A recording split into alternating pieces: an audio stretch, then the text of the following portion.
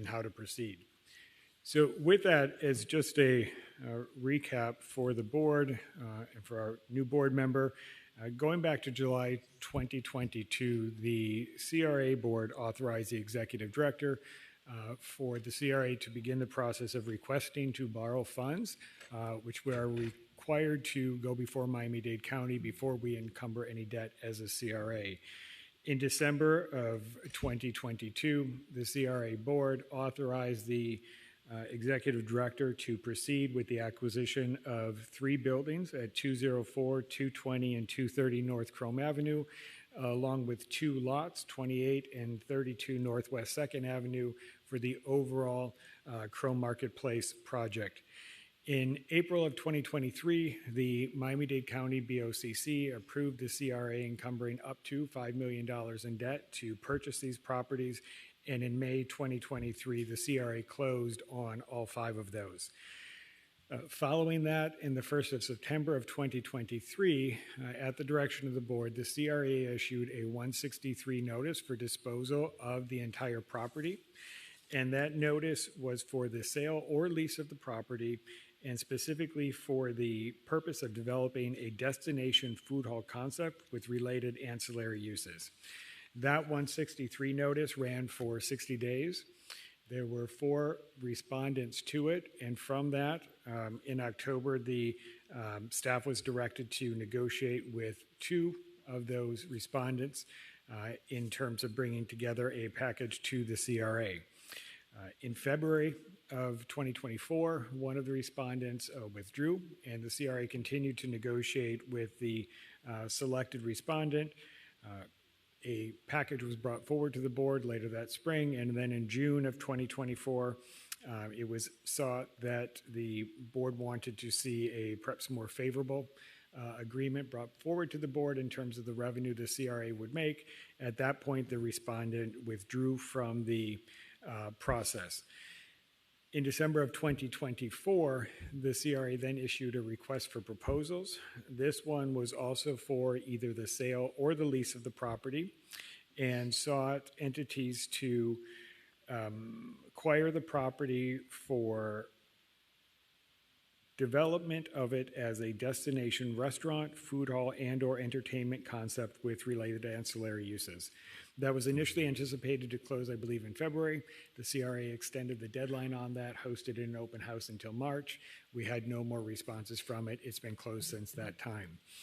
Along the way, and with that, at the direction of the board, beginning in late 2024, the CRA initiated construction of a new roof on all 3 of the buildings, which was completed 1 year ago in February 2025. We have completed the undergrounding project as a part of the parking lot construction adjacent to and behind Chrome Marketplace and the Jacobsons and neighboring lots. We've also done some of the asks that the board has put on staff in terms of the cleanup, the repainting, the window treatments, and also had an architectural evaluation and general assessment done of the building. In this time, through the city manager's office, the CRA has been working to speak with different investors and developers. We've done a number of different tours of the properties, and it's from that process that this proposal has come forward to us.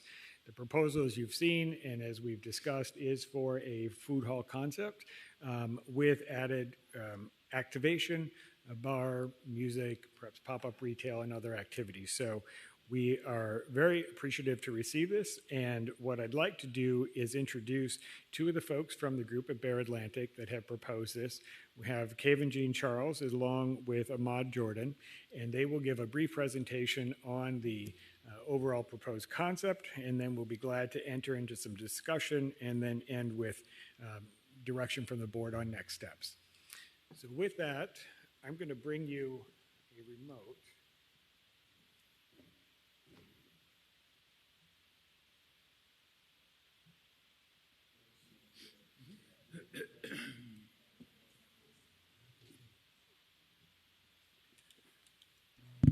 There we go.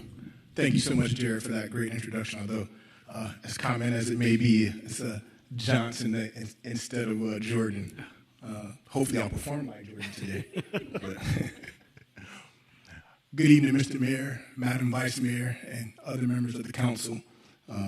Pleased to be in attendance tonight and bring your attention to this development project that we hope to bring to bear for the city of Homestead. So, well, let's go back. The name of the development will be Chrome Marketplace. And as you can see, the development site consists of 3 contiguous parcels, as well as an adjacent parcel, which would be well suited for parking. The 3 contiguous parcels comprise approximately 19,398 square feet of existing retail and restaurant space and 174 linear feet of frontage along Chrome Avenue. Now, the vision for Chrome Marketplace is informed by the demonstrated success of some of Miami's most dynamic and culturally significant food halls, including the Citadel, MIA Market, the Lincoln Eatery, and Julia and Henry's. Some of the critical aspects of these proven concepts are the fact that they showcase diverse local culinary talent in an elevated yet accessible environment. So that basically allows the blending of artisanal concepts that combines everyday dining options and the appeal to a broad base of different demographics, which clearly the cultural demographics here in Homestead would be well suited for this type of development. One of the other critical aspects is that it supports between 10 to 15 curated vendors that are anchored by a signature bar. So that allows the site to hedge the success of the overall site by making sure that there's a diversity of options that are offered and available. It also creates a cohesive yet varied dining experience that encourages exploration and repeat visitation. Additionally, it will serve as a daily community destination where food, social interaction, and entertainment naturally converge, making it active from the morning through the evening, excuse me. And so one of the critical aspects here is that we want to create an entertainment district in a location here that is prime for that, which is that Chrome Avenue space in downtown. Frequently when we come down this way, my partner and I are discussing, what is it that would draw folks down south this far? And my thought was, well, folks go to Key West all the time, which is, upwards of 3.5, 4 hours away. And the reason why is because there's a certain culture that's already created there, right? There's already a culture and social attractions that are created there. And that's what we hope to create here with this development with Chrome Marketplace. Additionally, one of the important aspects is that it strengthens neighborhood identity by hosting live music, weekend markets, cultural showcases, chef demonstrations, and family-friendly events that reinforce community pride. In addition, it will generate sustained economic value through small business incubation, job creation, vendor development, and increased pedestrian activity throughout surrounding corridors. One of the aspects that we want to bring to this site is the ability to incubate existing entrepreneurs who have maybe food trucks or other sites that would have the wherewithal but not necessarily the opportunity or the site to further develop their business. And we would start with the citizens of Homestead around this area to make sure that it enhances the community as well as the economy of Homestead. So, although our project is informed by some of these other major developments in other locales, the vision for Chrome Marketplace is purposely tailored to the distinct character, demographics, and aspirations of the Homestead community. It's going to feature family-friendly affordability. As we know, the economics of the families down here is a little bit different than it would be up north. We're going to make sure that the price points and accessibility caters to the economy that's unique to the demographics in this area. We're going to ensure that it remains accessible to a broad resident base of Homestead and neighboring communities. Also, cultural authenticity. We're going to draw from the diverse culinary traditions that define South Day's identity, including Caribbean, Latin American, soul food, seafood, and American comfort food offerings. We're also going to encourage, as I mentioned before, local operator participation with structured pathways for homestead-based chefs, restaurateurs, entrepreneurs to enter the marketplace in a supportive, lower-cost environment. We're also going to have community-centered programming.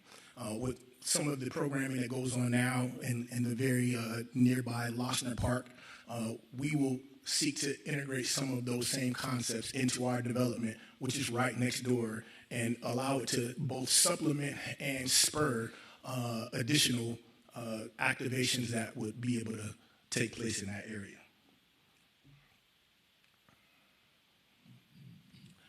So in conceiving this project, there was a lot of pre-development due diligence that came into play so that we can best understand the market and how to bring this project to bear.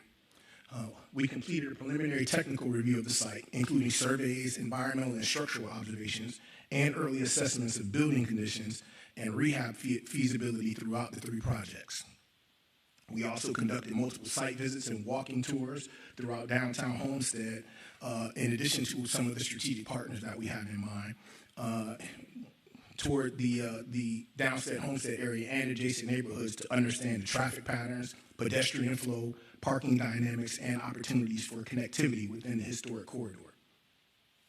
Additionally, we reviewed the CRA's guidelines and objectives with the Business Incentive Program, commercial enhancement guidelines, and the related city initiatives, as well as the recent CRA board actions relating to commercial revitalization, facade improvement, and small business support. We evaluated regional market dynamics for food and beverage, retail and entertainment-based uses, and we analyzed demand drivers, competitive offerings, consumer preferences, and anticipated absorption rates based on the unique characteristics of the Homestead market. We also benchmarked comparable food hall and multi-vendor food and beverage models. We assessed operational requirements, cost structures, tenant mix strategies, and long-term sustainability factors relevant to the Homestead scale marketplace. Now here, we're seeking to execute a community-first development vision. And that means that a significant share of the food and beverage concepts will be locally owned or locally operated, with a dedicated focus on entrepreneurs from the Homestead and broader South Dade region. And again, one of the aspects that we want to make sure to focus on in order to make this a success is, number one, draw from not only the Homestead market, but also some of the surrounding neighborhoods to make sure that we have the type of traffic, that we have the type of the number of consumers necessary to bring this to a success. The project is anticipated to generate dozens of permanent jobs across front-of-house services, culinary operations, vendor management, security, cleaning and maintenance, and administrative roles, along with substantial indirect employment by way of construction, suppliers, and service providers. It will also function as a business accelerator, providing a pathway for successful vendors to scale into brick-and-mortar locations within downtown Homestead and promote sustained reinvestment in the local economy. We're also going to make sure to activate programs that will reduce startup costs for vendors, significantly lowering the cost of setting up traditional restaurants and creating a greater economic mobility and expanding entrepreneurial opportunity for those who may otherwise be able to perform. Now, in doing this, particularly since this is a parcel or an area that the CRA has been focused on for quite a while, we want to make sure that our objectives align with the goals of the CRA. So our proposal is specifically intended to reinforce Downstead Homestead's emergence as a regional hub for food, culture, arts, and family-friendly entertainment, strengthening the identity and competitiveness of the district. We also want to broaden the city's tax base, expand workforce opportunities, and stimulate small business development through the curated mix of food, beverage, and retail concepts, many of which will, again, prioritize local entrepreneurs. We also seek to deliver a cohesive placemaking and activation strategy that increases pedestrian traffic, extends activity into evenings and weekends, and encourages sustained engagement with the downtown area. As you know, there's quite a bit of residential development coming to the South Dade area, and there are scant social attractions available unless you make the trek up to downtown Miami, which during this time of day, as we know very well, is not an easy trek.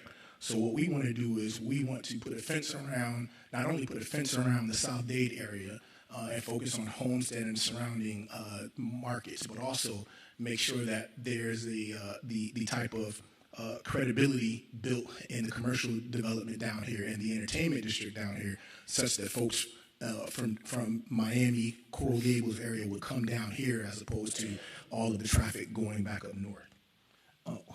Now, most importantly, what we want to do is we want to provide a long-term mission-aligned operational partner for the CRA and for the city. We're not, Johnny-come-lately folks who want to come in and make a quick hit. We ultimately want to be long-term partners in the revitalization of Homestead and the surrounding areas. So in doing that, we're going to demonstrate that we're capable of good stewardship of the site, curating of tenants, and managing programming in a way that advances community benefit and supports downtown's long-term economic resilience. So here we show some of our partners in the project. I myself, I'm one of the partners at the law firm of Greenspoon and Martyr, specializing in both entertainment, sports, and hospitality. As some of you may know, my firm is the largest player, at least on the East Coast, and definitely one of the top in the nation in hospitality representation. We represent literally every single big hitter from West Palm Beach all the way down to Dade County, including all of the major players in Miami, such as the Grutman Group and many other large players. And all of that expertise we brought to bear to make sure that this particular project is effective.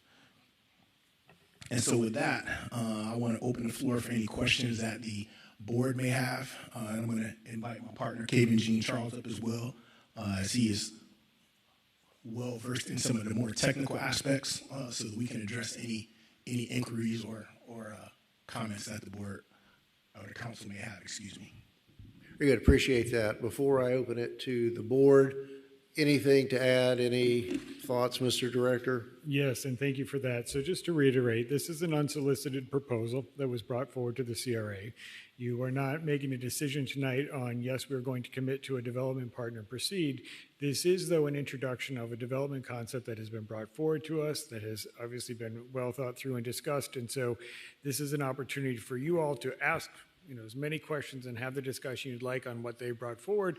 And then at that point, make a determination if you want to open this up through the public process, which we are required to do before disposing of property. That would be a next step. And certainly once you finish the conversation, we can discuss the various paths the board may take. But just to reiterate, this is an introduction to their concept, not a full decision tonight, but one that we want you to have the opportunity to ask as much as you would like. Very good. Thank you. Okay. I'll entertain any initial comments or questions from the board on this presentation. Yeah. Yes, Board Member Avila.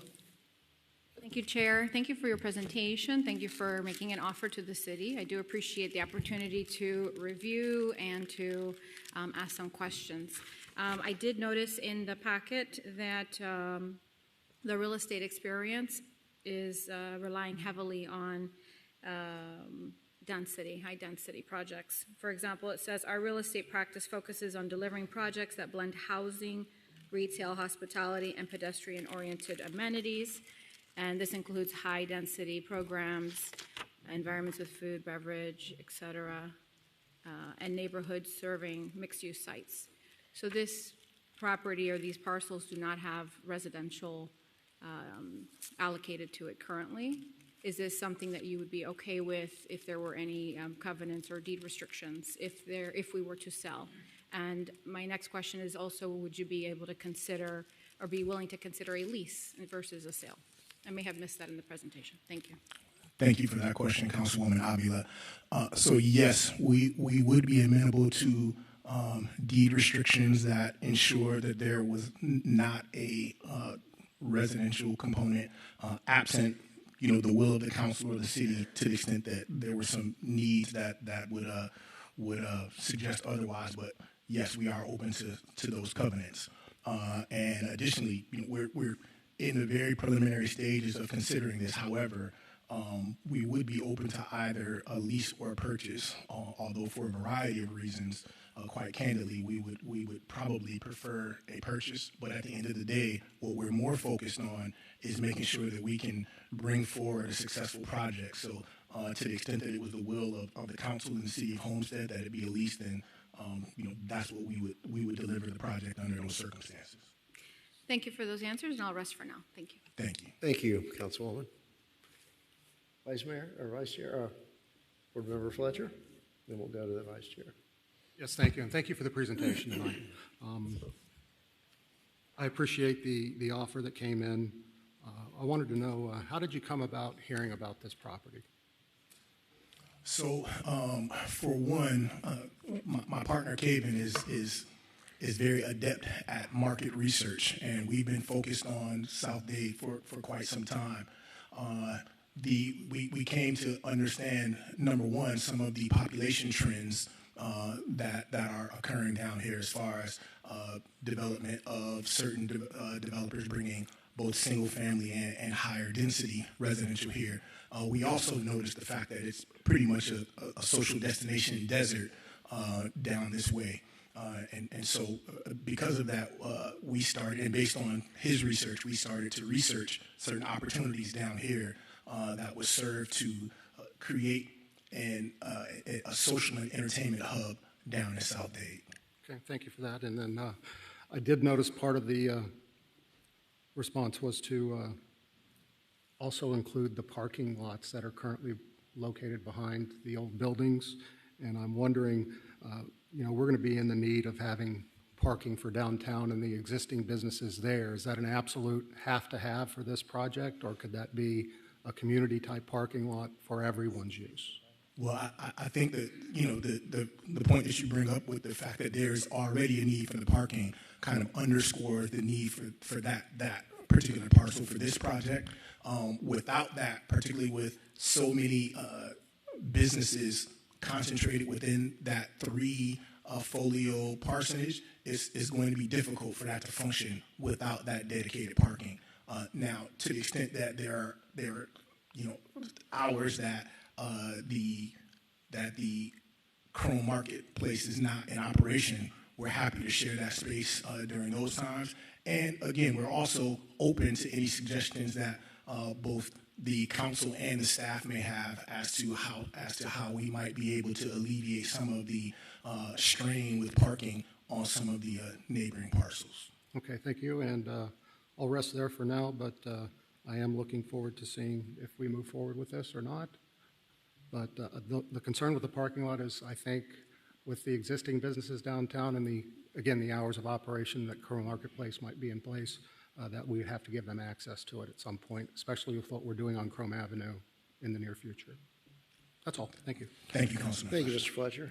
Vice Chair Bailey. Thank you, Chairman. Thank you also. I'm going to skip a few things and go straight to the parking. I think that it would probably be in the city's best interest to hold on to those lots, but obviously it's in our biggest interest that whatever this turns into would succeed.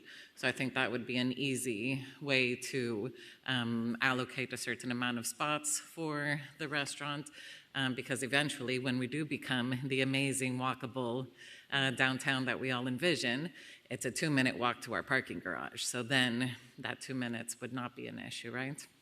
So I'm sure we can figure out something with the parking. Again, thank you for seeing the potential.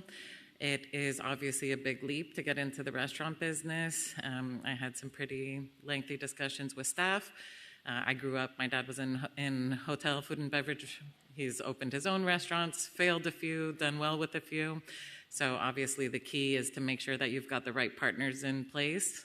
But if you have that passion and you've got the business drive, I love the opportunity of, as you said, showcasing the local talents. We we definitely have enough to showcase on our own, and then there are a few things that we've just never had. So to be able to open up some different types of cuisine, Mediterranean, Indian, those are things that we don't typically see here. So a great opportunity for that. You have a wonderful array of local organizations to partner with. I am sure you notice some cowboy hats in the audience. We would definitely need a country night just to have different themes that does showcase all the different awesome things that make Homestead. We have Homestead Center for the Arts, an opportunity. We've always been looking for an art gallery. There's a very easy opportunity for you to be able to decorate and allow local artists to potentially sell their work there. So I think if you really do your research on Homestead and partner with the right people, that this could be a great fit. Thank you, Madam Vice Mayor. And you definitely bring up a couple of very good points that kind of dovetail with some of the objectives that we have here. Number one, you talked about the restaurant industry in general, particularly in this climate. But one of the advantages of having a food hall is to be able to hedge that risk amongst various different vendors, number one. And number two, because of the fact that there's not one solo concept, right? It allows us the latitude to partner with more strategic partners within the community and make sure that we can create activations that are centered around their community involvement. So those are definitely two objectives that we took in mind in conceptualizing this project. Oh, definitely. My family alone, one of us wants one thing, the other one wants the other. So an opportunity to have a night out and not have to fight over that is great. We also have not much convention type space. So to offer some of these organizations that like hosting these monthly meetings or big lunches, there's an opportunity there to help succeed. So, yeah, thank you. Thank you, Chairman. Thank you, Madam Vice Mayor. Thank you, Madam Vice Chair. Before I end with my comments, Mr. Director, refresh my memory. Have we not bid out, or haven't we already awarded the bid for the construction of the parking lots? Yes, sir, we have, and that is currently under construction. Okay, very good. Thank you. I knew it was either out there or had actually been awarded. So that'll be built into this. So I appreciate the effort that was put into this. I read the entire proposal, and I know a lot of time and effort was put into it, but for me it raises a lot of questions. And knowing that you seemingly are resting your laurels on Homestead Commons, which, by the way, is not within the city of Homestead, it's adjacent to the city of Homestead, and I think you'd have to look really hard to find more than 1% of the people that think 100 units per acre and 8 stories in height next to a single-story, single-family neighborhood is a good idea, but that's a whole other conversation. But if you are primarily a high-rise, high-density, affordable developer, it really concerns me that you keep talking about throughout the document of this as a mixed-use project. Now, normally as we sit here, that is a term of art, which means partially residential and partially commercial. So was that a Freudian slip, or are you talking in terms of mixed use of bar, restaurant, pop-up retail? Yes, so that wasn't stated in terms of the term of art. It's more of a multifaceted use, more along the lines of what we alluded to as far as being able to hedge the risk amongst different restaurant concepts. So we intend for this to be strictly a commercial use, to be a catalyst for, building an entertainment hub downtown Homestead. Yeah, and I think Councilwoman Avila hit on that, and I think that we want to be very clear that whether this is if a transaction goes forward, whether it's a sale or a lease, and I'll say it as I sit here, I prefer a lease. Go ahead. Let me clarify, and to be clear, that space can only be used as commercial usage. It's unfeasible financially for anyone to build residential in that space. So the mixed use is solely for retail, commercial, art galleries, to that respect. Okay, appreciate that. That I'm thinking it would be my perception that there would be, as to the extent that we could, prohibitions on residential use at that site, barring, you know, your ability to convince a different council in the future. But right now, none of your food and beverage partners are committed, really. I know you make reference throughout of these other successful concepts that we're all familiar with in Miami and the Wynwood area, but these are examples of what could be, not necessarily that you have engaged any of those folks or committed any other partners at this point. Well, no, we actually have had pretty comprehensive conversations with several of both my clients, the firm's clients, and other strategic partners. Right now, we're just waiting for the project to get to the point where it makes sense to actually start to paper these commitments. But we do have preliminary commitments from several restaurateurs and food groups that are able to execute a wide variety of concepts, some of which currently exist and some of which have yet to be developed. Okay. So, and understand that the comments and the concerns I'm going to express have been from decades of observing an endless parade of shysters, hucksters, and con men coming to get into the wallet of the city of Homestead. I think we've grown out of that as a mature council. There's still no shortage of those folks, but you know, if you want to stick around after your presentation and see the presentation we're going to have with the Sports Performance Hub folks, with a deal that we've struck where they brought their partners to the table. They showed us the money. We moved quickly, not a lot of delay. They did everything they said we were going to do. So for me, I'm looking for experience and credibility. In my research regarding Bear Atlantic Group, I can see that you've only completed one project, which consists of 2 townhomes. Your website talks about Homestead Commons. That's not come out of the ground yet. I don't even think the county has approved it yet. But beyond that, and you talk about your hotels and resorts and your green space, but it's not evident on your website. Can you talk to us about any of these other projects that we can do research on that shows your credibility and viability and ability to do what you're asking us to tie up this property for? For sure. A couple different things. I think any extensive research on both myself and my partner, Kevin Jean Charles, will demonstrate that we have both been in the South Florida business community for quite some time. Myself as a lawyer who's been practicing for about 20 years at various of the largest firms down here in South Florida, right? So far from a huckster or anything of that nature, it will be difficult for me to maintain the bar license that I worked so hard for 20 years if that were the way that I went about doing business. But as far as the credibility, particularly in South Dade, the Bear Atlantic Group also has a nonprofit wing, which is called Manifest. Manifest runs a nonprofit based on STEM that is based in Richmond Heights. Although, of course, it's not in the city of Homestead, but it is in South Dade, and that was one of the that was kind of our entree into the South Dade market, right? So Kevin is the head of that nonprofit. Again, a STEM-based nonprofit. It's been in operation for over a decade, and that particular nonprofit has partnered with Miami-Dade County in building a building which was dozens of millions of dollars.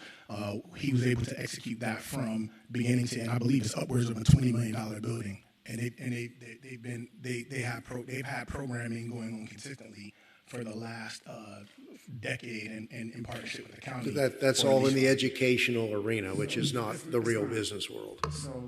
So that commercial building is a 2-story, 18-tenant building. We have a restaurant, ground floor retail with 8 tenants, a museum, second floor conference room of 80 people, a co-working space, and then second floor offices. So there's several elements that you might not directly see on one website. Our firm actually owns several other entities that you might not be aware of. So who owns that building?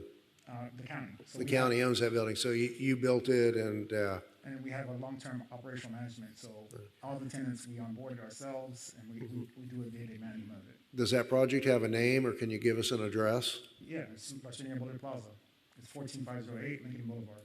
Okay.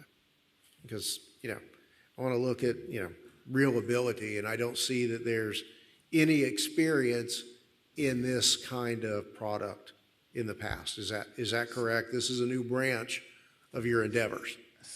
And let me speak to that.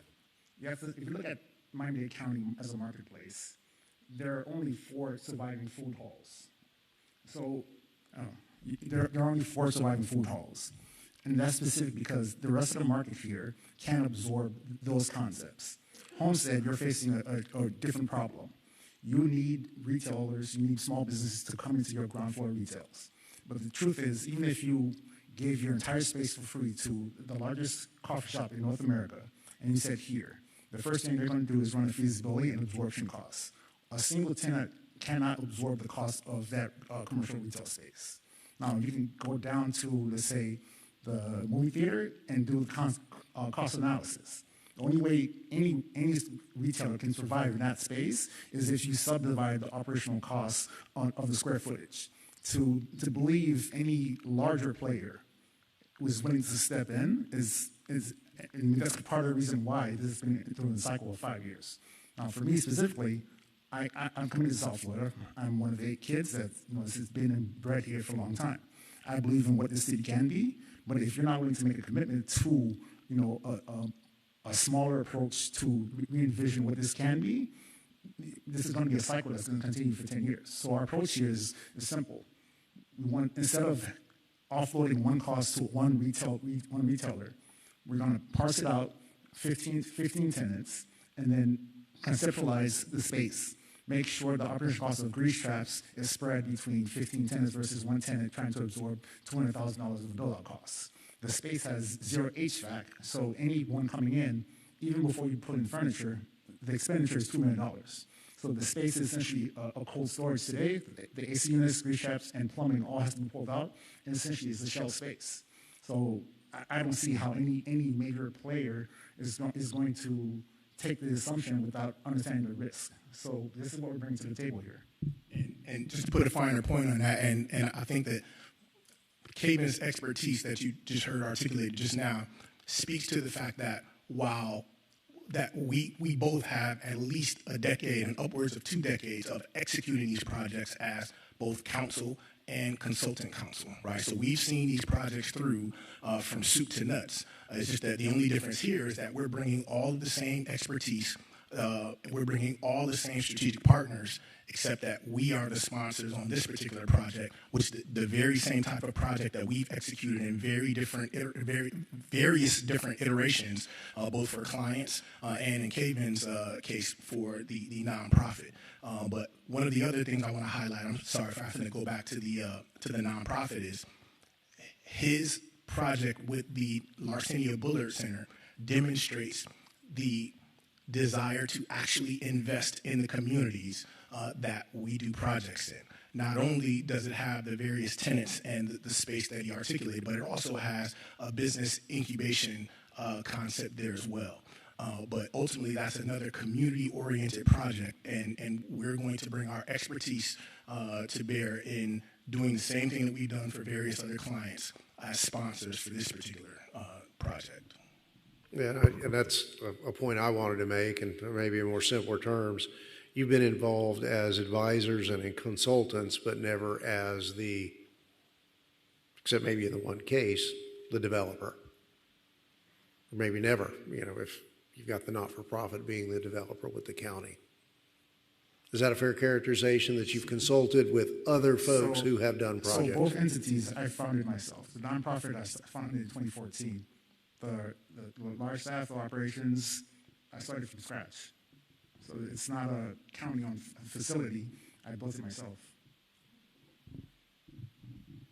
And just an observation, and this is one thing that really personally bothers me, is that you're pigeonholing Homestead and you're building to what you believe Homestead is today, and you've probably hit the mark. but it doesn't strive to be what I think we all want to be, a better mix of product in terms of price range that, you know, when we want to go somewhere nice, we have to go to Pinecrest, we have to go to Coral Gables. The roads run north and south. I don't want to see us get locked into a certain mid to low level economic demographic with the product that those folks in Pinecrest and Coral Gables can come our way. And I don't see that vision here.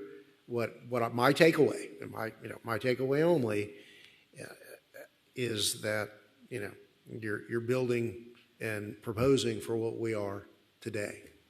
Well, and I think that that's the latitude that comes with executing several different concepts within one space, right? So if you think about the development of Wynwood, right, and the way that culture was created in Wynwood, if you think about what Wynwood was in 2014 or 2010, right, it was basically like shipping yards and low income as Section 8 housing, right?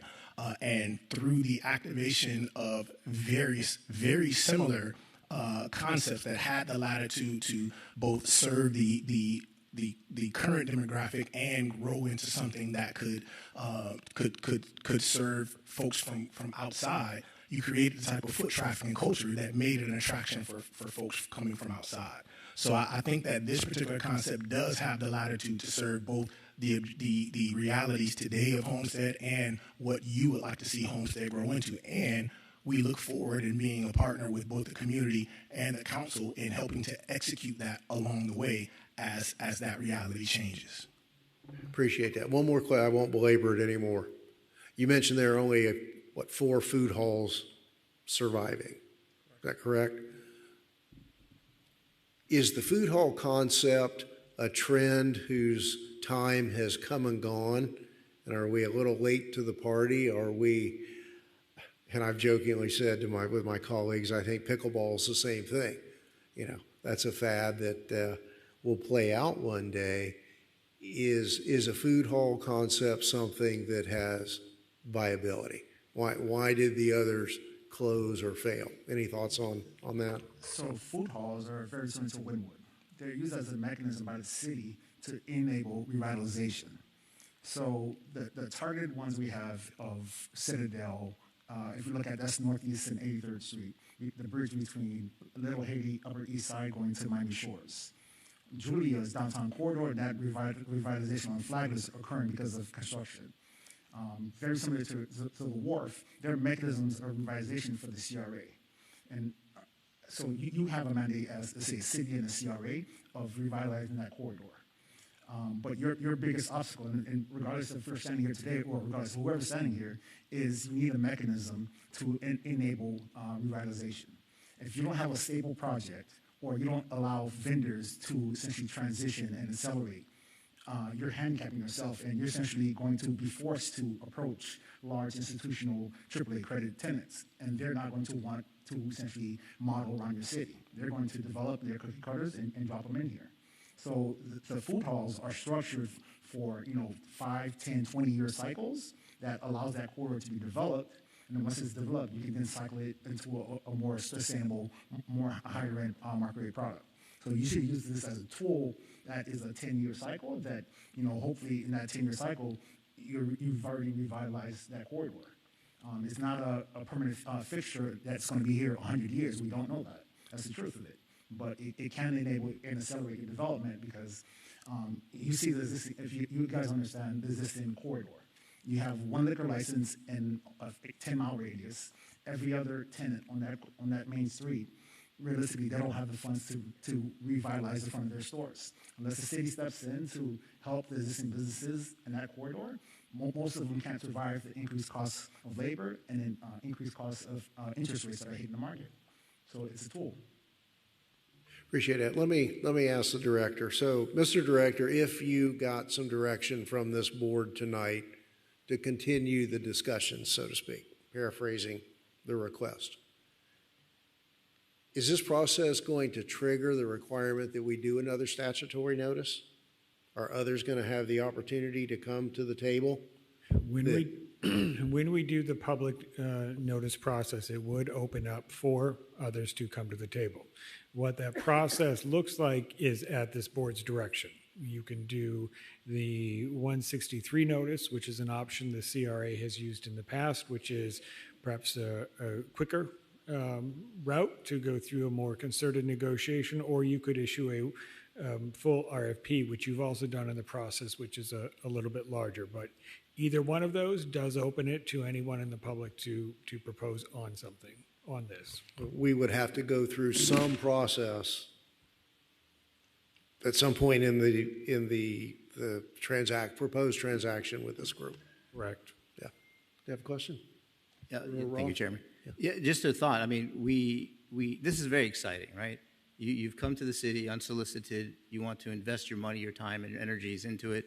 I don't know that this is the right time to be vetting you at this point, because we still have to go through a legal process to begin that process, right? So if we do go the 163 notice or the RFP process, all that does is brings more opportunities and more ideas to us to make decisions on and start to vet that process.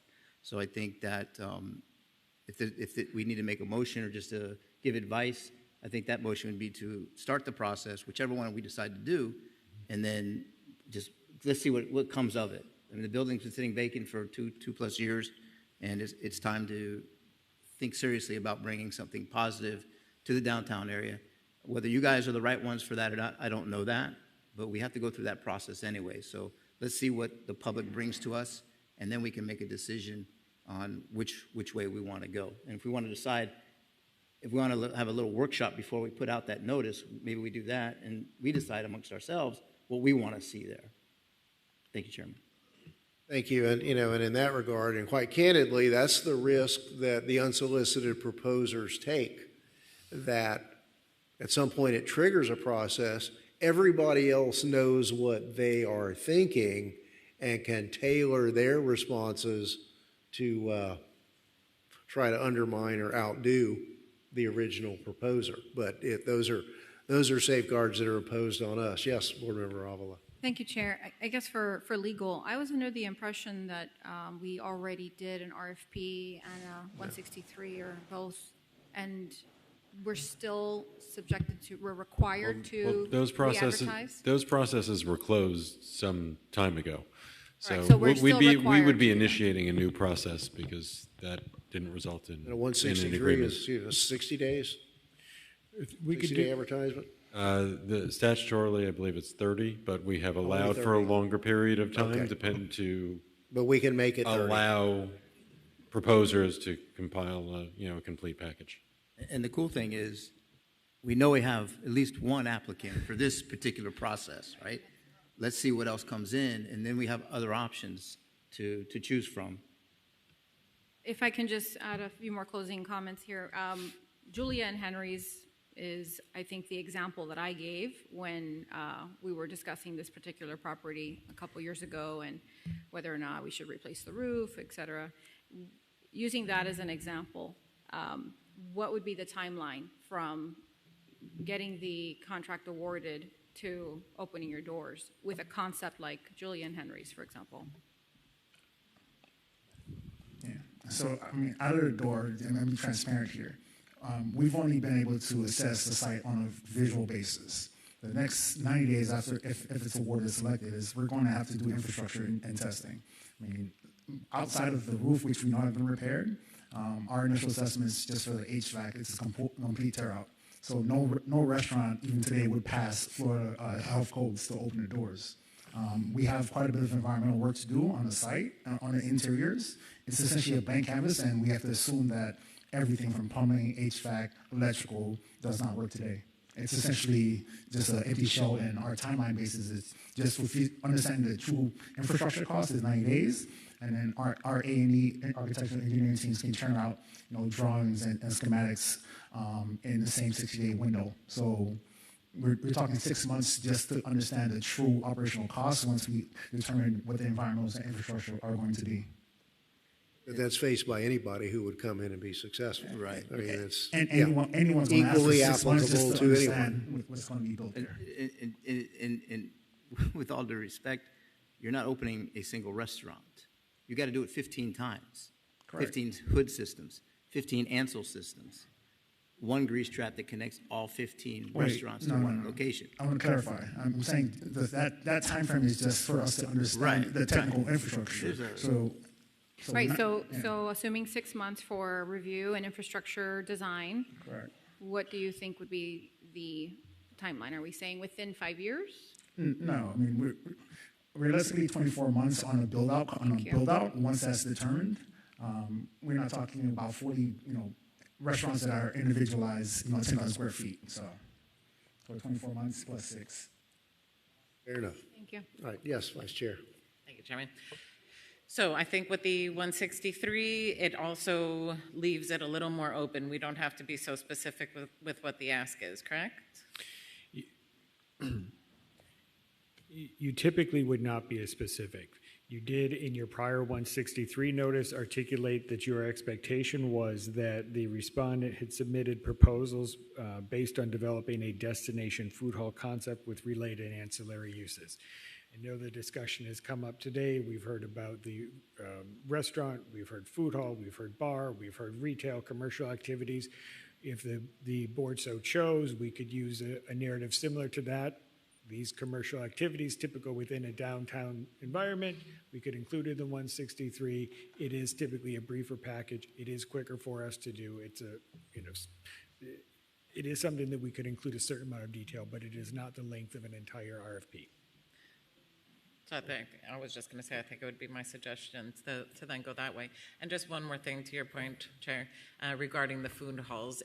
Maybe some have failed here in Miami, but Chelsea, New York, Europe, Rotterdam, Holland, I have been to those for the last decade. It's not a new concept. It's newer to us. And I don't see it doing not well. There are those options that maybe some of them fail. Maybe some are doing so great that they want to take up the spot next to them, right, and grow into a double spot. I think that is a good place for there. So I'm going to continue hoping that is what happens. So one last question with the 163, if that is what goes forth tonight, how long would that be one of the areas where we can't discuss anything further with anybody considering to bid? I believe How does that that work? is correct. Matt, could you opine on that? There's no official cone of silence during the 163, but your best practice would be to wait until your proposals have been received before you start proceeding with anybody and negotiating in good faith. I was more considering some of the organizations that could be good potential partners, but all right, thank you. Board Member Fletcher. Yes, thank you. And again, thank you for all the information tonight.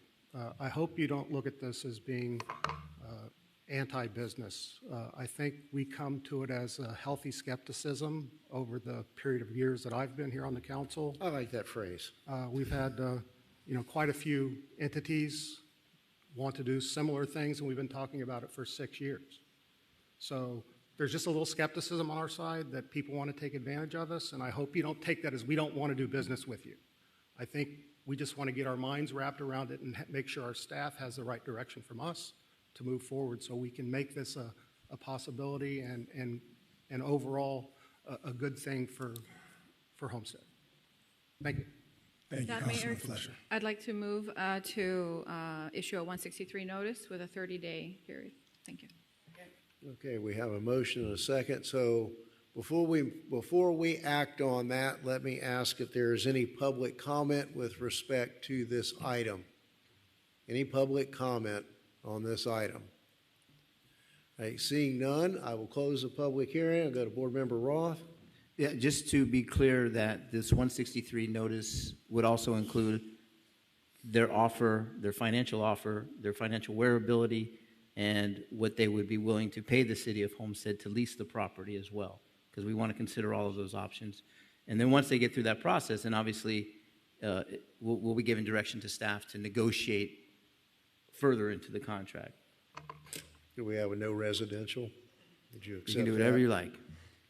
That doesn't fit there at all. Yeah, you're not going to put residential on that property. You've got height.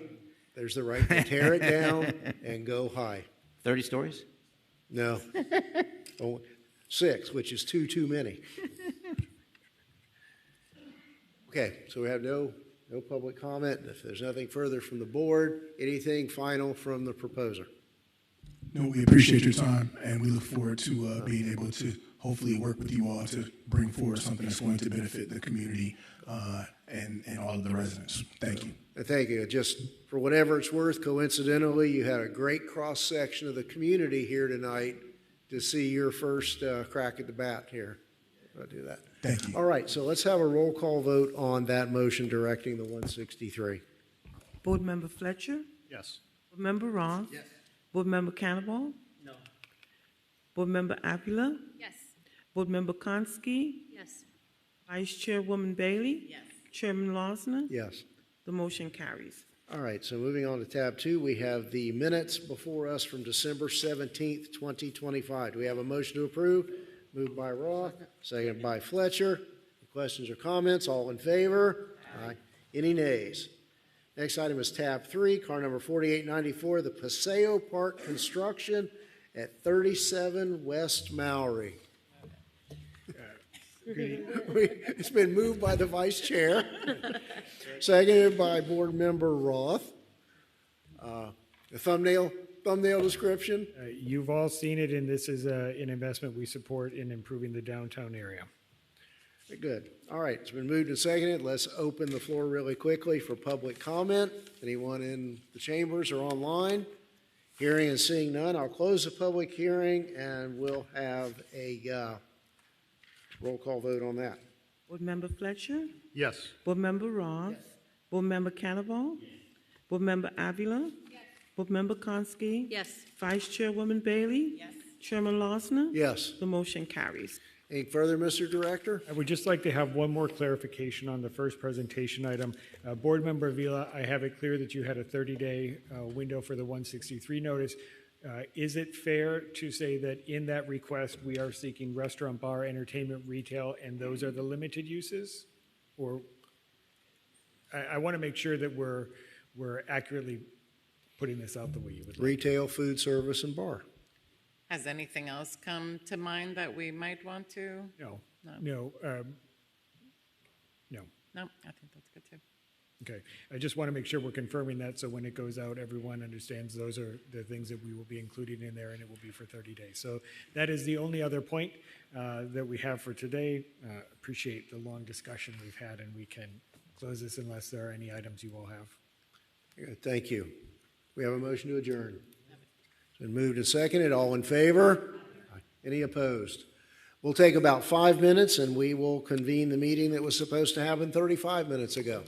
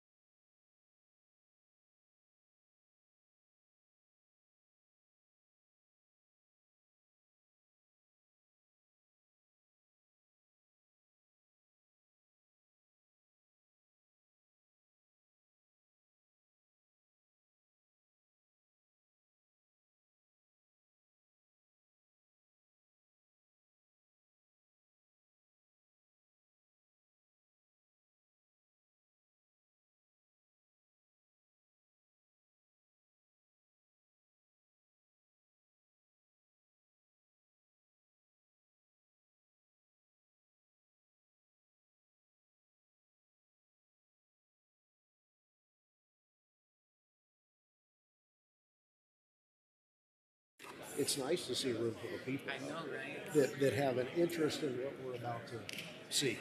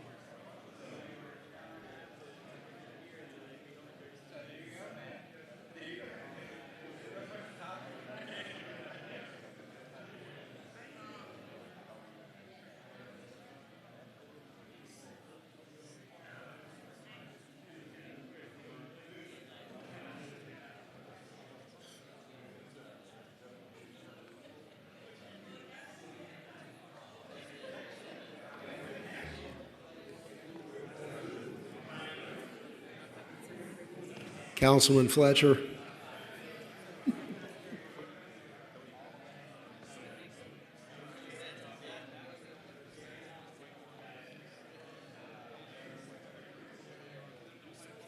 All right, let's take our seats if we could and get the show on the road. It's a school night. Zach. You find some coffee back there? Did you really? You're welcome. That's why my suits don't fit. That's why my suits don't fit. For those kinds of ideas.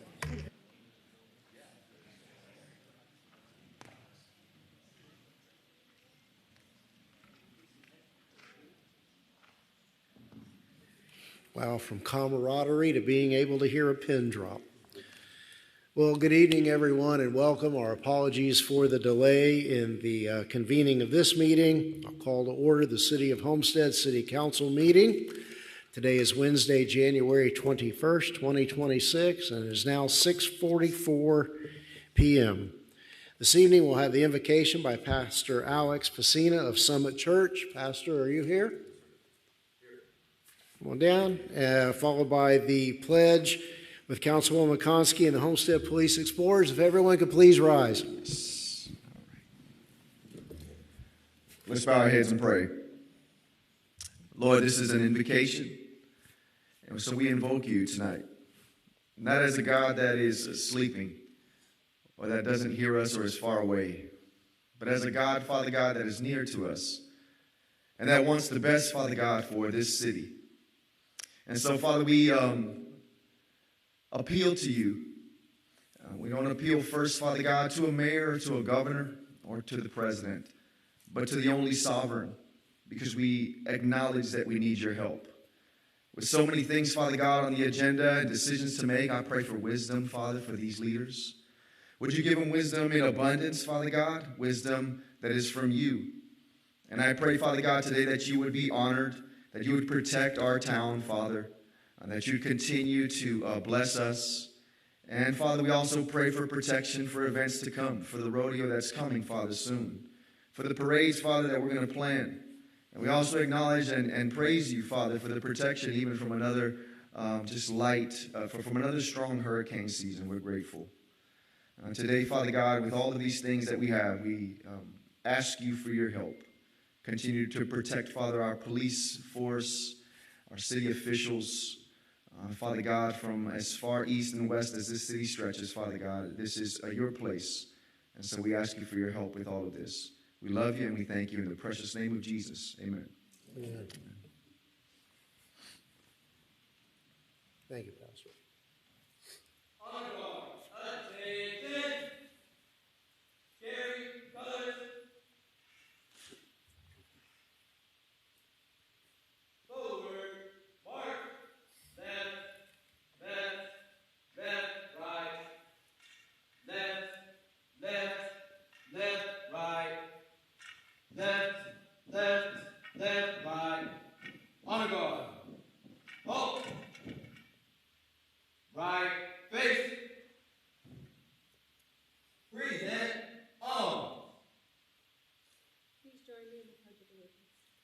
Pledge allegiance to the flag of the United States of America, and to the republic for which it stands, one nation, under God, indivisible, with liberty and justice for all. Order on. Left, face. Forward, march. Left, left, left, right. Left, left, left, right. Thank you. Please be seated. Hey, can we have a roll call, Madam Clerk? Councilman Ross? Here. Councilman Fletcher? Here. Councilwoman Konski? Here. Councilman Cannibal? Here. Councilwoman Avila? Here. Vice Mayor Bailey? Here. Mayor Lawson? Here. All right, this is now the section of the agenda where we have public comments. I'll first call those who have pre-registered. The first individual who registered this evening, Mohammed Latif, are you here? Mohammed Latif? Yes, please come on down and give us your name and address for the record. And we have a 3-minute time limit on your comment. Yeah, I'm Mohammed Latif. I have a question on the address 70 Northwest 8th Street, Homestead, Florida.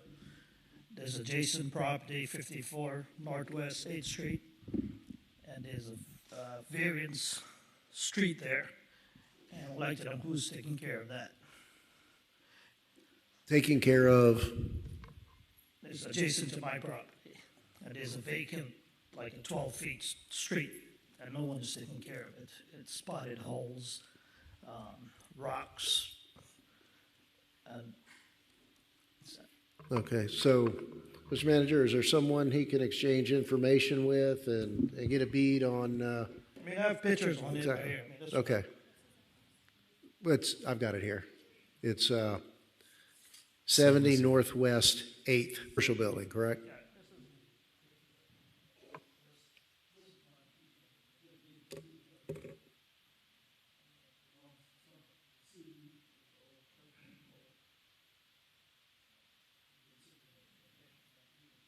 I'm not sure who, it was my responsibility. Well, not if you don't own it. Are you talking about the street or the alleyway or the actual parcel? There's both streets. There's a backside street, there's a fence there, someone is not taking care of it. And this one right here. There's a for sale property sign, but I think there's an adjacent street right here. Right, the subject property is 56? 54 Northwest 8th Street. Do you have it there? Yes, it's on my Custom Made Solutions, Inc. Okay. Mr. Manager, can we have him get with Josh, with the code with Crystal? And Okay. yeah. Okay, so we'll what's that? Yeah, go ahead and yeah. All right. And next we have Charles Stoner. Mr. Stoner has registered to speak. Good evening. Good evening, Mayor and Vice Mayor. Well, come on down to the microphone. Happy New Year. Happy New Year. Please, Chief, how you doing? Let me open this up. So, good friend Larry Roth and I were talking, and so for the benefit, I'm going to read this. I'm sorry. For the benefit of those who may not know, the Biscayne Everglades Greenway. This is a very nice paved bicycle and pedestrian path that runs along the Maui Canal from Maui Drive all the way to 137, Southwest 137th Avenue. Along the BEG, there are 3 crosswalks for pedestrians and bicyclists. These crosswalks are not at the street intersections, but allows crossing these streets.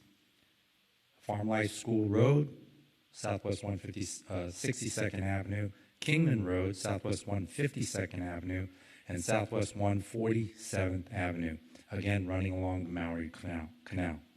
I do not know for certain the number of accidents that have occurred at these crossings since the opening of the BEG on March 11, 2023, but I believe there have been at least 3 within the last 30 days. The most recent one being this past Monday night. As a resident of a neighborhood close to where these crosswalks are, and as a runner who would like to continue to run the BEG, I would like to further state the following and make a request to the City of Homestead. We need to install a much better signaling system to prevent these accidents from occurring. In most pedestrian-friendly communities where there are similar crosswalks that are not at intersections, we see more visible flashing lights, signals, warnings for the drivers and the motorists, right?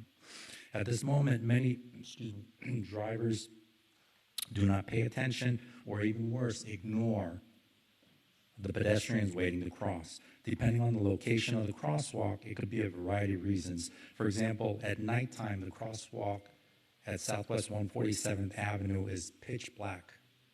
And unless the pedestrian has a flashlight or some other illumination, blinking light or whatnot, they're invisible. You can't see them. Or in Kingman Drive, because Kingman Drive is 2 lanes going north and south, obviously. And then there's a median. The pedestrian can cross if they're crossing, the first 2 lanes, and then at the median, the oncoming traffic, the pedestrian, they're not being visible. At this time, Farm Life School Road probably is the safest crossing because it may have the best visibility during the daytime, but traffic will certainly continue. Sorry about that. But anyway, if I can continue just a minute more, but sure. We'd like to see if we could the city implement a better. Councilman Avila has talked about that. I myself have talked about that, and they tell us that this Miami-Dade. Actually, it's something that we've been looking into. However, I would like for you to get together with the Public Works Director to give you an update as to what we're working on. All right. Is that something, that the city can kind of put a little bit of pressure on the county if that were the case? We'll do our possible best. Yeah. Okay. Okay, I appreciate that. All right, thank you. Yeah, but we have a lot of roadway irons in the fire with the county right now. But not all equally important. Thank you for your. But yeah, if you could talk too. Okay. Is there anyone else who would like to make a general public comment? Are all you rodeo folks here to advertise the rodeo or to see the Sports Hub presentation? Come on down. It's the Biscayne Evergreen. Mr. Mayor, Council, we want to just thank you for having us here. We normally get together here right before rodeo, and I know everybody knows what's going on, but we're just blessed to be here and be in the city and have the support of you guys. We couldn't do it without you, and it's been our honor to be here in the city and have a chance to see schools and businesses come together to help us to do what we do and bring everybody together for this historic event. So we just want to thank you guys for being a part of it. And thank you for letting us be here. And we appreciate all that you all do all year long to get ready for one weekend. Thank you. Thank you. Appreciate it. Anyone else?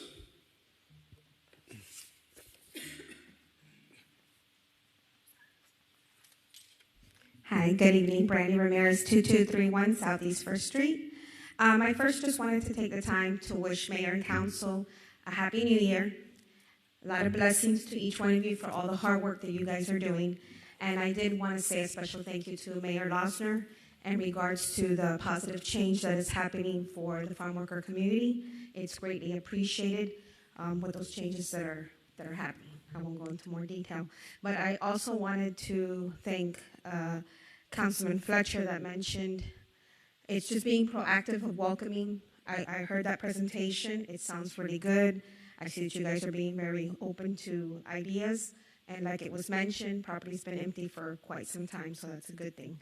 I also wanted to say thank you to the staff and to Vice Mayor Jennifer Bailey for an amazing Martin Luther King breakfast. It's always very inspiring to start off the year and those spirits and the prayer and just seeing the community come together. So I also just wanted to ask our community who's listening and community that is here, if everyone can just take an opportunity to share on their social media about the rodeo, share with their family and friends, so we can be very supportive of the annual rodeo. It's a great community event. It's going to have businesses, nonprofits that are going to be participating, and so it'll be just great to get a huge outpour of participation. And again, thank you to our chief of police, bringing in more officers. Our Homestead community is very safe. We have a top-notch, police department being great leadership with command staff and also with our city manager. So thank you very much, and I wish all of you a Happy New Year. Mayor, please take the lead when it comes to this sports thing that's coming to Homestead. Take the lead to make sure that our community, our soccer community that's here, and we have some in the audience, let's make sure that those doors are open for them, and I just look forward to supporting that. Thank you. Thank you. Anyone else? Adrian, Mr. Lopez.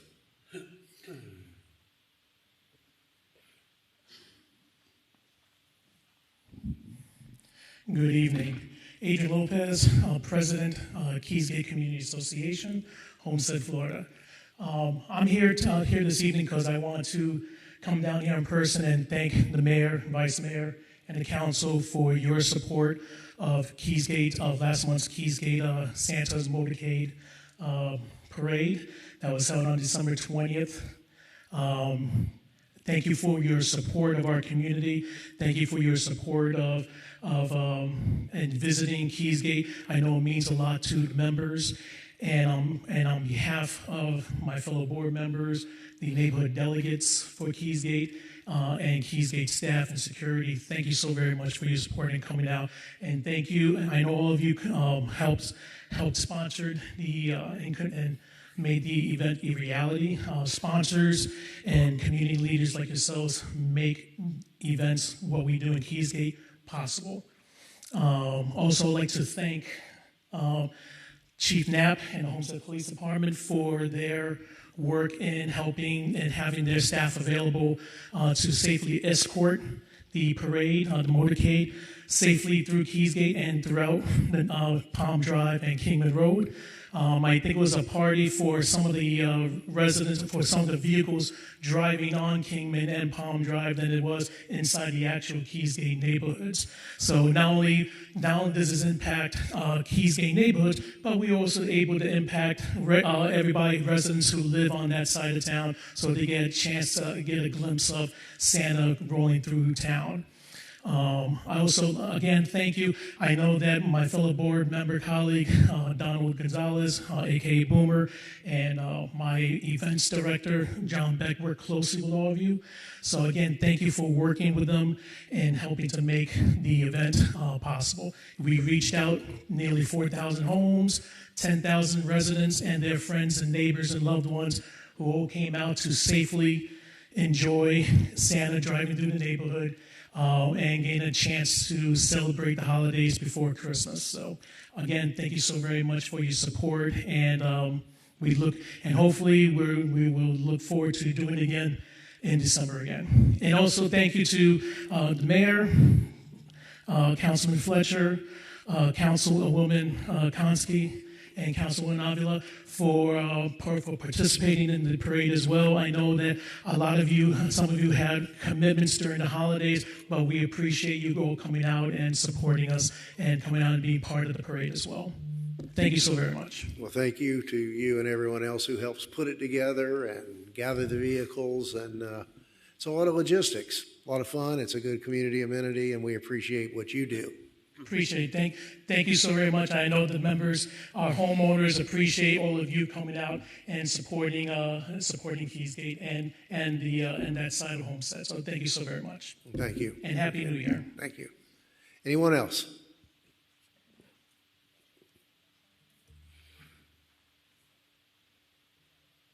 Hi, good evening. Good evening, Council. My name is Nelson Ducos, here on behalf of AYSO, here at the Sports Complex, soon to be Sports Hub. First and foremost, thank you. Happy New Year. Thank you for your time.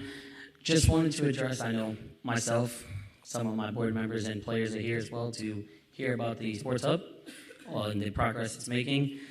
Just wanted to address, and I know I had the pleasure of meeting the gentleman who's here who's going to present. just to get some clarity and get more of an understanding of what's going on, how it's going to happen, and just kind of bring the concern to the council.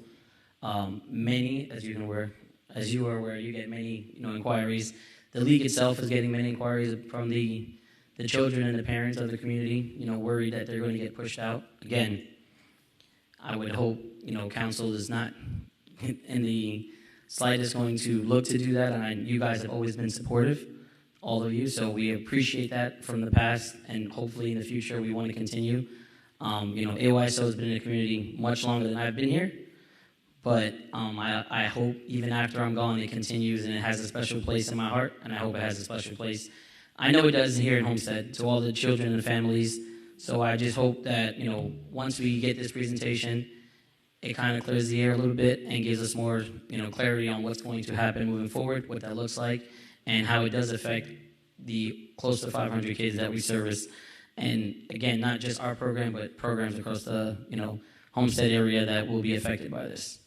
So just wanted to, announce myself and let you all know thank you for your support before and can hopefully continue support in this matter. Again, I just want to reiterate that, this council and the negotiating team with Sports Hub was very clear from the beginning that while we recognize there will be disruption, it will be minimal disruption. Appreciate it. But necessary disruption for a fabulous product that no one else has. So let's all share a little bit of pain. Yes. And Thank look you very forward much. to the polished diamond that comes out at the other end. Thank you very much for your time. Appreciate it. Thank you. Anyone else? Okay, I will now close the public comment section of the agenda. Our first item is a presentation by the Sports Performance Hub Group, car number 4886. Mr. Manager, did you want to introduce this? Yes, Mr. Mayor and Council, tonight we have in our midst the developers and their team from the Sports Performance Hub, VSGS, here tonight to introduce their new CEO as well as walk us through the development plans as well as scheduling for the great project that the city is looking forward to having in our midst soon. Mr. Dario Sela is up there. Mr. Dario. Good night, everyone. Mayor, Vice Mayor, City Councils, and city staff, the whole community, stakeholders, ICEDC, Baptist Health, YSO Association, Soccer, Homestead Rodeo Association. I want to recognize everyone. I want to acknowledge everyone because in the last 12 months, you guys have been instrumental for all our ambitions here. 12 months ago, when I stand before you, I was, you folks are really intimidating people. I used to play in front of 50,000, 60,000 people, but I was really nervous to stand in front of you. 6 months ago, when you approved our request and gave us permission to start working in the community with our project, I feel more confidence. I bring a paper for a speech, but I speak with my heart. And this time I didn't bring a speech, I just tell you I feel at home. Homestead is being very welcome to our project, and we take our partnership really serious. When I see your slogan, the future lives here, right?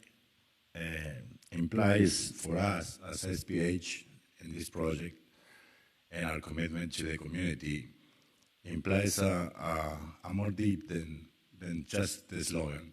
The future lives here represent for us action, execution, and delivering of our promise.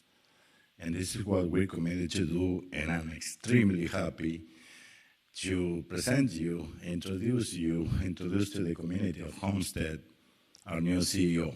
I just want to take a minute before to introduce our new CEO, just to tell you about the person behind the businessman and the master developer that he is.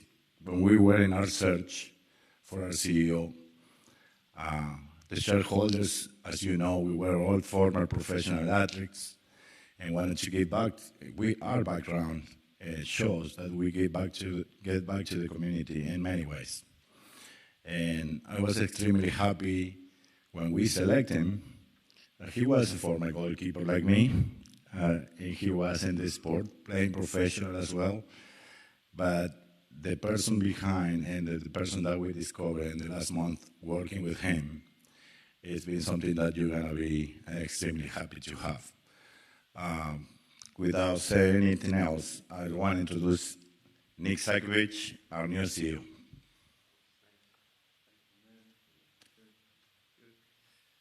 Hello, everyone. Good evening. I think this is turning into the former goalkeepers club over here. Mayor, council members, and members of the Homestead community, thank you for the opportunity for me to speak to you and introduce myself. My name's Nick Sakovich. Don't worry about pronouncing last name, just call me Nick. That's perfectly fine, like a good Brazilian soccer player that just has one name. Just call me Nick, it'll be easy to remember. From time to time, life has a very interesting way of bringing you full circle. When I retired the second time from my professional playing career in 1990, my wife Isabel and I, we were living in Boca Raton, and we thought we were going to settle into Boca Raton, not knowing it was going to take me all around the world in my career. In 1992, of course, Hurricane Andrew, we witnessed firsthand the immense devastation in this community. And to be here tonight again to see what you've all rebuilt since then is extraordinary. So congratulations. Wow, what a community you all have here. And it's got an amazing future, and I'm super excited about it. After Boca Raton, my career took me really around the world developing stadiums and arenas and districts. I was a founding executive of Major League Soccer and a booming league today, and I spent a lot of years building and pouring concrete and building stadiums and arenas all around the world, in cities here in the United States, in Europe, and elsewhere. And I've had a very blessed career with what they tell me in my first project was a once-in-a-lifetime chance to start a soccer league, and then they told me it was a once-in-a-lifetime chance to build a soccer stadium in the New York metro area and revitalize 300 acres of land. And then there was a third once-in-a-lifetime and a fourth once-in-a-lifetime, and I've done 80 of these, and I can't believe I'm standing here talking about a ninth once-in-a-lifetime opportunity, but it truly is. We're here to share an important milestone, which is the vision for Homestead's future. This vision is only possible through the close partnership with the mayor and the city, the council, the city staff, of course, and the great community of Homestead. All the projects I've done in my career have been public-private partnerships. And public-private partnerships mean a lot of different things, and they have a lot of different components to them. But the one thing that's always central in every one of the projects I've done is that community has to be engaged. These are incredible assets of the community, for the community. Players come and go, developers come and go. The development stays forever and services the community and for generations to come. So on March 2nd, or maybe March 1st, March 2nd, we will officially break ground on the first phase of construction of the Sports Performance Hub. Beginning with our baseball field and followed by soccer fields and other programming, tennis courts. You'll see a presentation later on all the programming that's going to go into the building. This initial phase will represent more than just turning a gold shovel in some dirt. It marks the start of a long-term investment in this city. We anticipate delivery of this first phase in the fourth quarter of 2026, and setting the foundation for more groundbreakings and eventually ribbon cuttings. So I appreciate your comment, Mayor, about pain. We're all going to go through a little bit of pain, but we're going to try to do it in the least painful way. Over the next 36 months, Sports Performance Hub, SPH, will be designed and developed and built as truly a world-class destination. This will be a comprehensive sports performance campus that brings together elite athlete training and development, advanced sports medicine. I want to recognize and thank Ken from our potentially future hospital partner. Thanks for being here, Ken.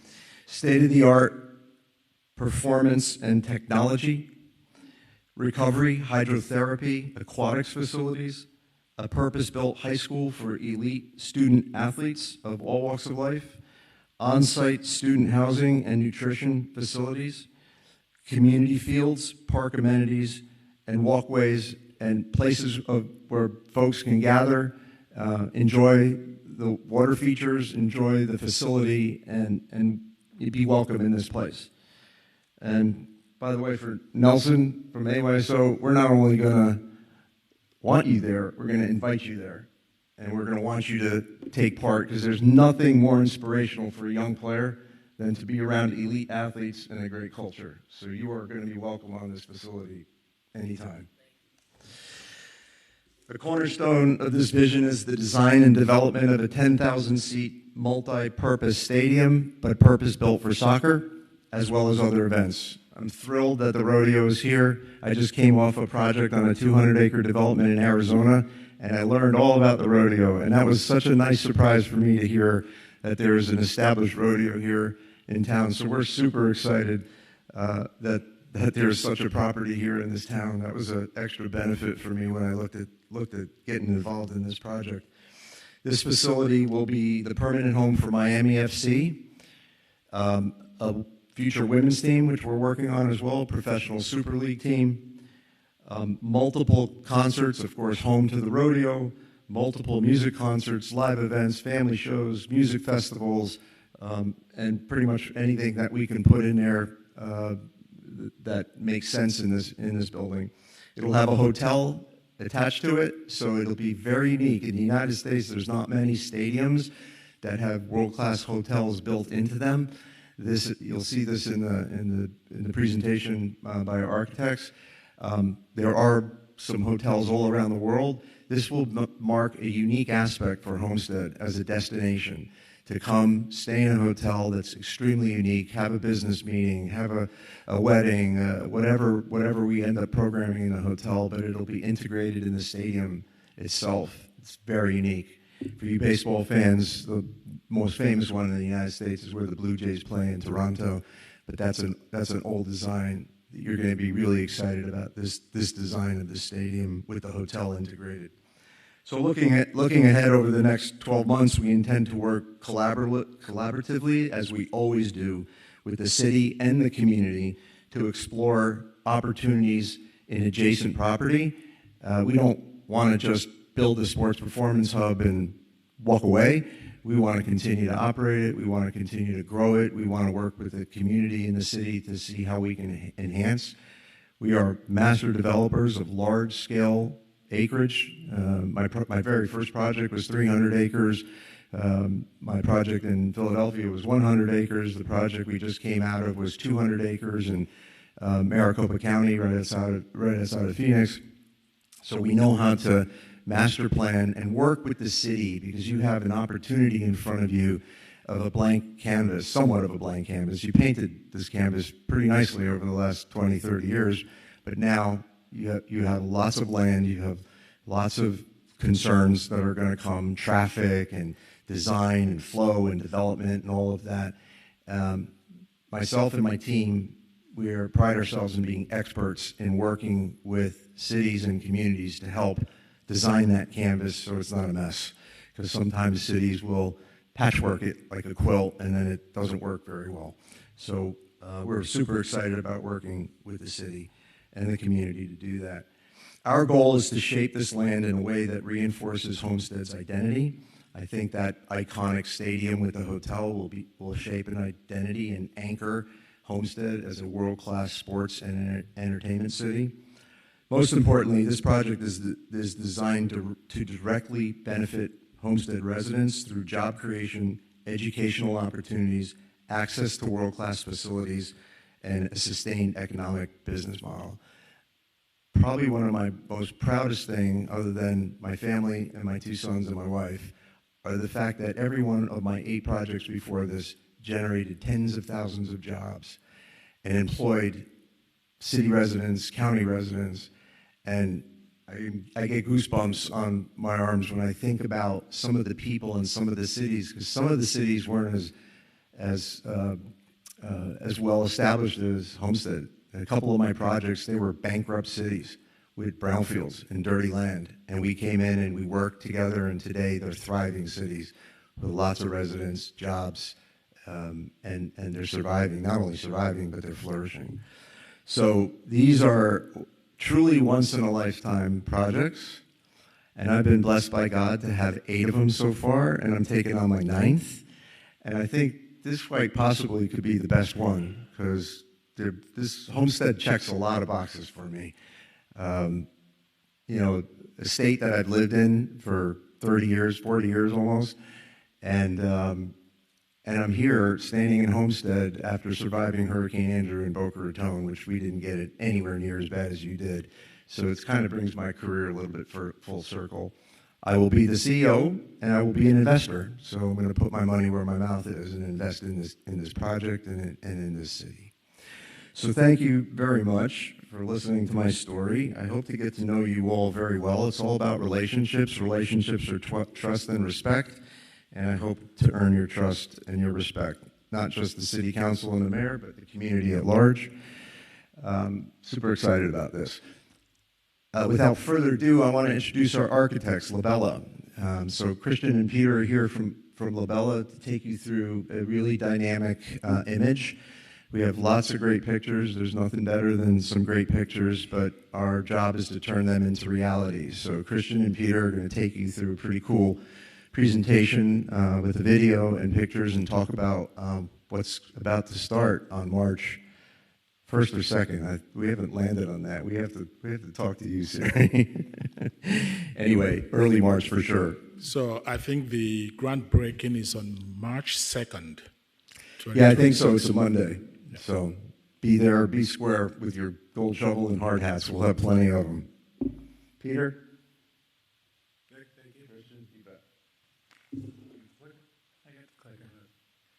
Thanks, Nick. I met Nick 25 years ago when he was working on the Red Bull project, and I was designing the Kaseya Center in Miami.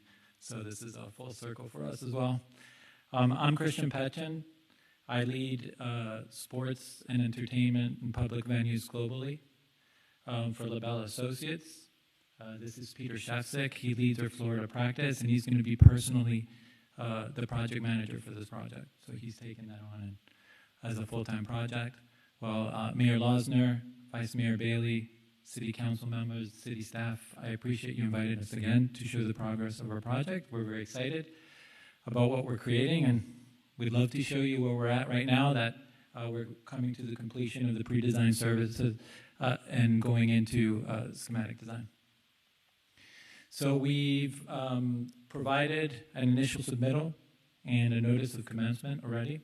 And as it was mentioned earlier, we're coming with the groundbreaking on March 2nd, where we're going to begin with the eastmost baseball field and then move on from there. We have several phases. We have a schedule that's been established with you and under contract.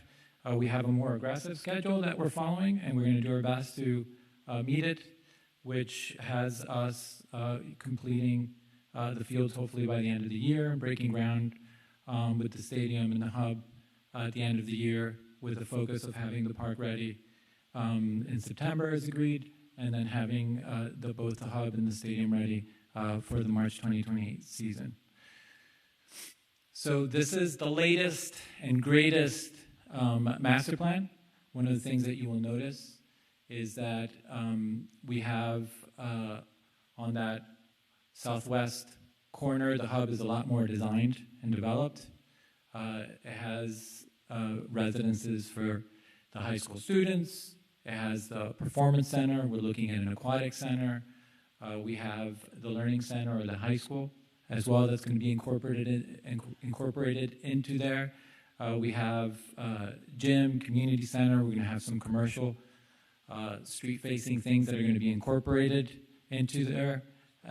As well, at some point, sports medicine, and a lot of these different programs will be public-facing as well. So there's going to be some interesting and exciting, world-class, state-of-the-art facilities that are going to be contributing to the rest of the community as well.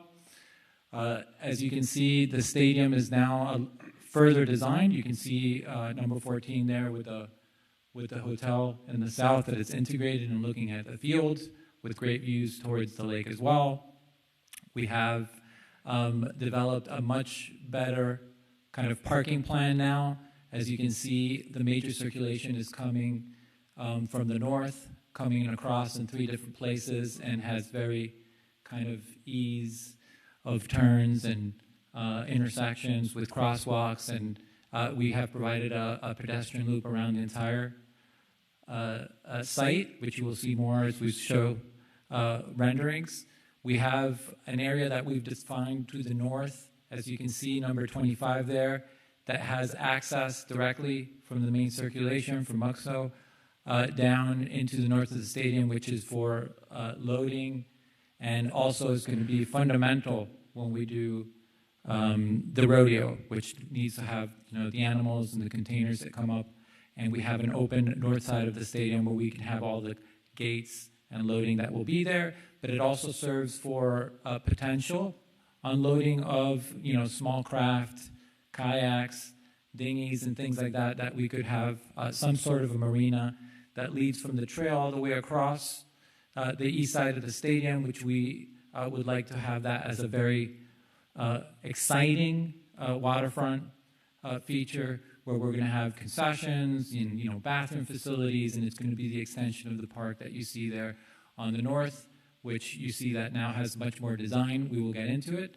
but we've added a water feature. We've added some really nice terraces and paved areas, so you could imagine that you could have family gatherings, civic events, farmers markets, art walks. We see it as a destination for the community as well. And then we have, obviously, everything that we showed on an initial program. There's nothing less. There's just as many basketball courts and multi-use fields. We have 5 multi-use fields. We have 1 grass fields. We have the same number of tennis courts. I think we have 2 more. We have the same number of pickleball courts and padel and everything else that we had talked about and promised that you can see there wrapping around along the south. On number 15, between the tennis courts and the pickleball courts, we've added a playground, a toddler and a kid's playground, which was part of what we promised we would have. Number 12 up in the north in the park, we still have the pump track as well as the basketball courts and the volleyball field to the south there. So I'll show you now in pictures. So this is how the hub is looking.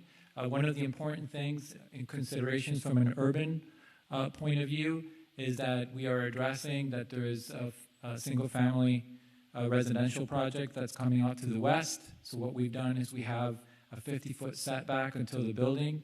We've used that to have circulation coming directly vertically down into the site and wrapping around and going into a parking deck that will have 160 parking spots, which is about 25% more than what is needed for the capacity of that building, because we're thinking that it will be useful also when other teams come or when there's events and things like that. That building that you see on the left is the residential building that will house professional players and the coaches and the teachers that will be housed there, which will be separate from the high school and the living quarters, which is that closed campus that you see has a V shape and has an open space in the middle with its own swimming pool and deck. And then 20 foot on the south side, 20 foot from that 50-foot offset is when we actually start with the vertical and go up to about 7 floors, which is 75 feet, which is lower than 120 foot that there is for the building heights that are zoned in that location. And on the other side, we have 60 feet to that L that goes up on the north past that 50. So we're really creating a long distance between the residential project and what we're doing here. And then that building you see at the end, that's where it's going to be the aquatic center on the first floor, which is going to be an amazing asset, as well as having on the second floor, gymnasium and community center and things like that that will be part of that facility. As well, I'm going to show one more change here on the original master plan that I want to touch on. When you look at the hub there, you'll see number 21, And that's number 21 is where we're suggesting a logical crossing, pedestrian crossing, probably with some kind of a crosswalk light, maybe even a pedestrian bridge. We'll get into that more. That crosses over to, obviously, to with the rest of the athletic fields and so forth, which causes the least amount of disruption from the academy into the fields in themselves. And then you see that we've created huge promenades. Those sidewalks, those pedestrian walks, paved walks that we have between those fields have 15 feet. So that shows you how wide and how focused on pedestrian there is across this entire site. You will notice that we've taken the street out that was going along the APZ line that we had in a previous proposal that we had for the master plan. And now we've created a pedestrian zone from Palm Street all the way up to that street that wraps around and leads to the stadium and around to Muxo as well. So it's become more pedestrian in every single field. Once the kids are on the field, there is no street to cross. And we've been able to achieve that. And then you'll see that there's a lot of paved areas that have different shapes that go 20, 30 feet around areas where there's basketball courts. You can see that is happening where the number 4 is over there, where the baseball fields are areas where people can gather when there's events and things happening within those fields, parents, etc. And I'll show you more renderings. So this is a look. You can see now that this is more of a fully rendered view. Our intention is to create this park-like setting and to, eventually extend the landscape around the existing retention pond and around the parking. And then we have this loop that comes across around the whole thing for it to be kind of a sports-anchored park and development that is a beautiful place to be and spend the day. These are some renderings of the hub itself, so you can begin to understand kind of the care that we've taken towards the architecture and the look and feel of the facilities here. We really, really want this complex to be a world-class, state-of-the-art facility, and it has to be clear from the materials we use, from the kind of architecture that we're doing, from the artwork that is placed around it, from circulation. So everything from a technical point of view all the way down to some of the softer things that really make us feel like we're place-making rather than just having buildings in space. This view, again, shows you this concept of having this green loop that comes across the entire path. You begin to see that there is pedestrian ways leading all around the entire site. If there is a game, there is very intelligent, smart, direct ways directly into the stadium with all the crosswalks and areas that we can close off towards the high school and kind of limit it all to the north part of the site so that we don't have cars going elsewhere. But we do have, if you look at the fields and you go directly down, you will see that there's a small parking lot. We're suggesting for that to be an area where there can be public transportation drop-off as well, and they can come off and drop off and then loop out again. So we're already thinking about how those connections with public transport can be happening. And there's another one by the stadium as well, and you will see it in the master plan. We have it all labeled. This is another view where you see those pedestrian ways that are lighter, just to make them very easy to see how we have all of this pedestrian walkthrough that are very well thought out throughout the space. This is the main entrance, and this kind of grand entrance from the parking areas into the stadium where we have the sail. We call it the sail since in front of the park, which obviously from a technical point of view provides shade when the sun is low, but also we have this kind of graphic, which is the South Florida sunset, and then the canopies have the colors of the sky.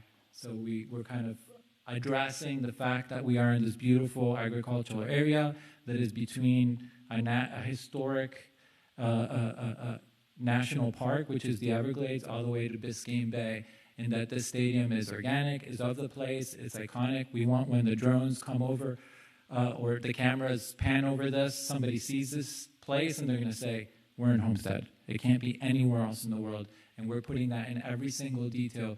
You can even see that as you look at this, the hotel, when it wraps around the dividers, follow this same kind of graphic pattern, and they're almost like, scales or something that changes the color. Some of the things that we see in feathers and scales of the flora and fauna of the local area. And you can see now how the whole boardwalk and all of this pedestrian ways lead to this grand plaza to the north and to where we have these docks and wrap around, and it becomes part of the park in the way with a monument in the middle, which is the stadium itself, which will provide facilities that will be outward facing, like bathrooms and concessions and things like that, off game time. So those have the possibility of operating and providing infrastructure to the park and to the things that are happening here when there isn't an event. This is a view we really like because we think that it kind of expresses the lifestyle that we are proposing, and it is a different lifestyle. We are changing the lifestyle of this area where we have a waterfront that's being developed and addressed, which is an asset that we're kind of highlighting, where you have a park and civic areas that can be used for different events, and where we're providing state-of-the-art fields using the latest and greatest technology, both in natural grass and turf with proper drainage, etc., for the community as well to play. This is another view of the stadiums, looking at how the hotel kind of addresses the water and comes down with its own parking and entrance, so it doesn't create any kind of congestion separate from the stadium, but it's fully integrated into the stadiums. In fact, the pitch club, the club lounge, the terraces, and all of those facilities are connected on the same level as a hotel, so we can imagine that they can start playing nice and one can become a feature of the other during events and things like that. This is a look and feel of what this could look like during a game or during a rodeo. We're providing 10,000 seats, expandable to 15,000 seats, state-of-the-art facility with beer gardens and all kinds of experience. We're going to have a seat. We've studied what the community looks like and what the demographic is, and we're going to be providing different prices and different experiences that will be available for everybody. And there will be 6, 7 different type of experiences depending on where you sit that I think that will express the smells and the flavors and the food and the culture that exists locally as well, and obviously the excitement of having world-class sports and entertainment here. Here again, you can see it. One of the things that we've paid great attention to, given the climate, is that we have these sails on both sides providing protection from the sun on the low sun, and then canopies over the grandstands as well.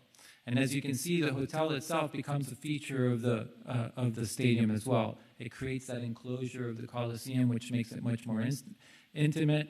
It keeps the sound in, which is great. You want to hear the screams and everything that's going on inside, but it's kind of mitigating some of that light or sound that could come out of this as well.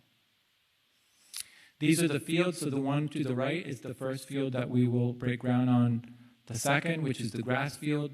So that baseball field will be grass and the other one will be synthetic. The reason because of that is because grass is a much better place to play, but you can only play with it maybe once or twice a week because it starts deteriorating if you have a lot of play on it. So the synthetic field will be able to one that will have will be able to have much more use. Again, this shows you how we're creating these plazas where you have a baseball game and people can gather and there can be pop-up things and food trucks and things like that. We are putting concessions in different places that could be thought as permanent concessions, or they could be infrastructure for events. And that's something that we can talk further, and we'll have batting cages and mounds and different things that are associated to baseball, for example, in this case. Here you see the racket sports.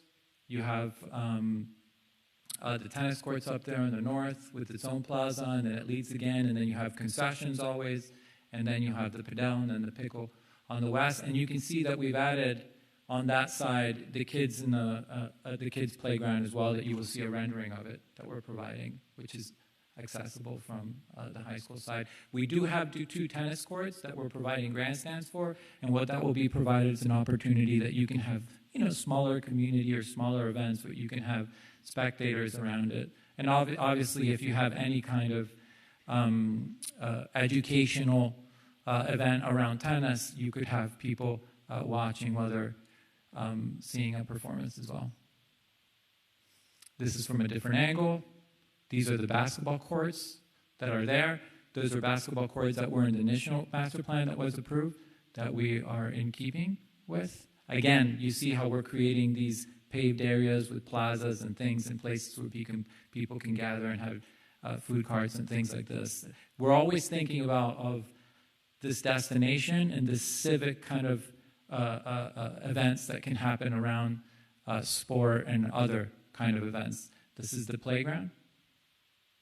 Again, as we move forward into further design, all these things will become further detailed, and we have like a first name and last name and technical specifications and things like that that we will be sure to review with the city as well. But here we're already seeing the intent. And then one of the things that we've spent a lot of time is that we believe that that park should have a heart, and the heart can be a water feature, which is obviously beneficial when you're developing land because it becomes a water retention area as well. But that water feature, we can invest and create a water feature that moves to music, that can have lights that change color to that music, and that will be the heart of an event. If you have any kind of music, food, like I said, art walks, farmers markets, whatever, we're providing this entire paved area where things can be set up around it, which the water moving up and down and the sound and the music is kind of what we're seeing in some entertainment parks and things like that. And that can create opportunities for people to go for the day and have something to look at. It becomes more of a destination.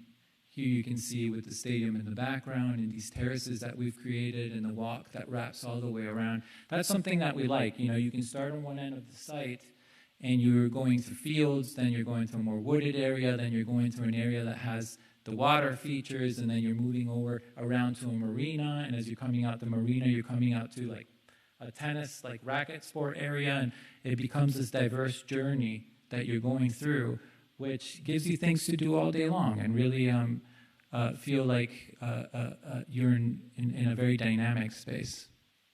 And this is more kind of what the experiential thing could be in that kind of heart of that park.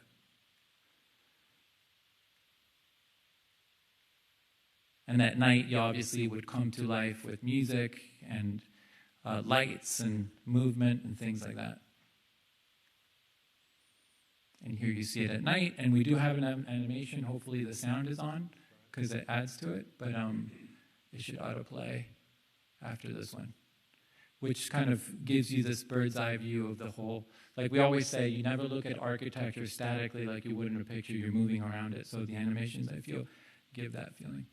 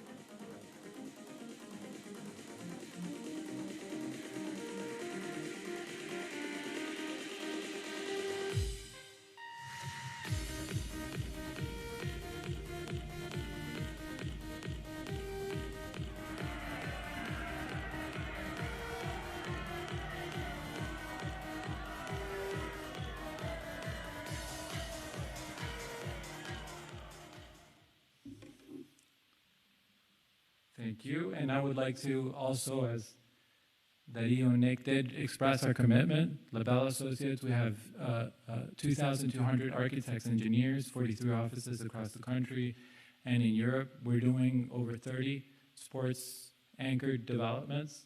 We know what we're doing, and for us, this is a legacy project. We think this is something that's going to be very exciting and a benchmark for future developments in the country as well. Thank you.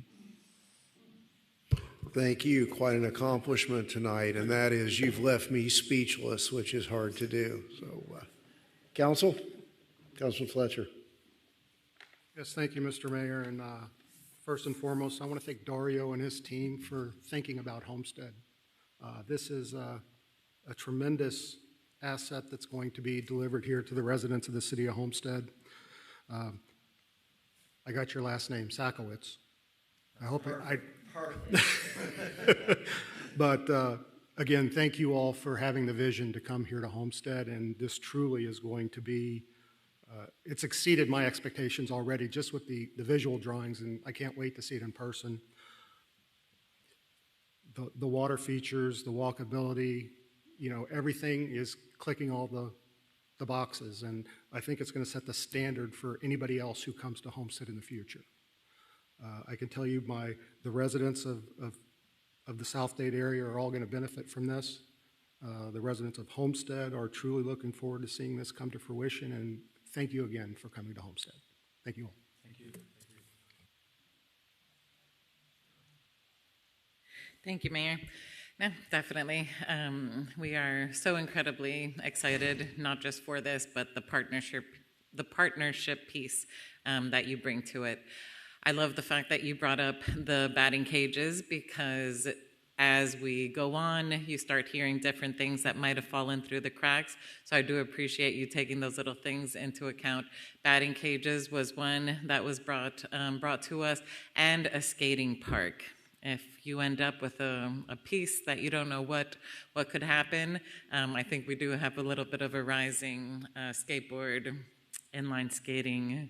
We actually have a pump track on the. So is that for skating? Which can be used by bike and skate. Okay. And rollerblade. Fantastic. And then my only other beef was that I didn't see Holland in your animations. I didn't see my Dutch teams there. So next time, I'd like to see some orange. Thank you. Oh, thank you. Yeah, well, outstanding, presentation, and we're all really excited about that. I get more down into the logistics of things, and with AYSO here, I just want to make sure there's communication between them as they plan their league and their seasons.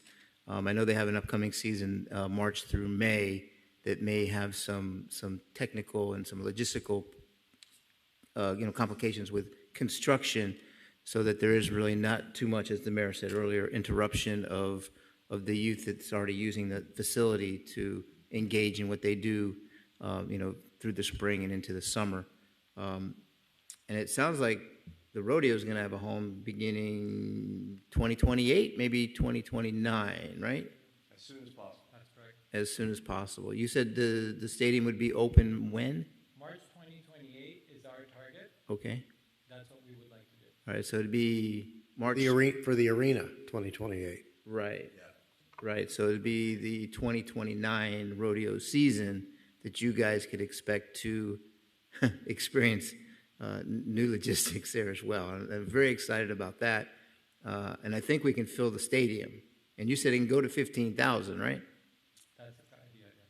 There you go. So I look forward to the great ticket sales in 2029 for the Rodeo Association. That's all I have here. I just want to make sure the logistics between AYSO and any other youth activities that are out there, they're not interrupted too much. I know there's going to be some pain, but I just want to make sure that they know what they can do for the upcoming seasons. Thank you, Mayor. Thank you, Councilman Roth. I would like to touch on that. Technically speaking, I'm an architect, so technically speaking, you always have two approaches. One of them is to start development. For example, let's say you have 6 fields. To start development, the fields slowly fencing out areas where people can continue to play during a season, which slows down some of construction, or to try to go from A to Z as quickly as possible so that the disruption is as short as possible. So we are analyzing both methodologies. We're working closely with GCs and potential construction partners to look at what the best logic is, both from our experience as architects and engineers and from what the construction logic would be with them as they move around. But obviously, when you have things in a close area, when you're fencing things off and you have cranes and you have things like that, there's a whole logistical aspect that does slow down construction as well. Yeah, and I think we all understand what's going to happen, for the most part, and there's not going to be as much disruption as we think. And I think AYSO mainly focuses right now in the stadium area where the stadium will be built. So I think if you build out some of those soccer fields that were further to the south, you can segue them back into that area as you begin to construct the stadium in a couple of years. So I think we can look at it logistically and make it comfortable for everybody involved. Obviously, there's going to be some issues that may arise, but I think we all have the right mindset to make it as comfortable as we can and as painless as I think Nick said through this process. And I think that's the most exciting thing, is to get everything done where everybody gets to use that facility to the full extent that they can. That's all. Thank you. Councilman, you must have read our logistic plan, because that's exactly right. We're building a field, phasing into another area of construction. The most important thing in any of these large-scale projects is safety, and what's great about this site is that there's lots of elbow room. I've been involved with projects where there's like no elbow room, and the tighter space, the more unsafe it becomes. So we're definitely have that in mind, but safety first. Thank you, Councilwoman. Thank you, Mayor. Congratulations to Miami FC, to the City of Homestead, as this continues to move forward. I think we're all very, very excited to see the future of the programming, the development, the activities. I did have some questions, and piggybacking on the communication, which is going to be huge, not just during development, but going into the future.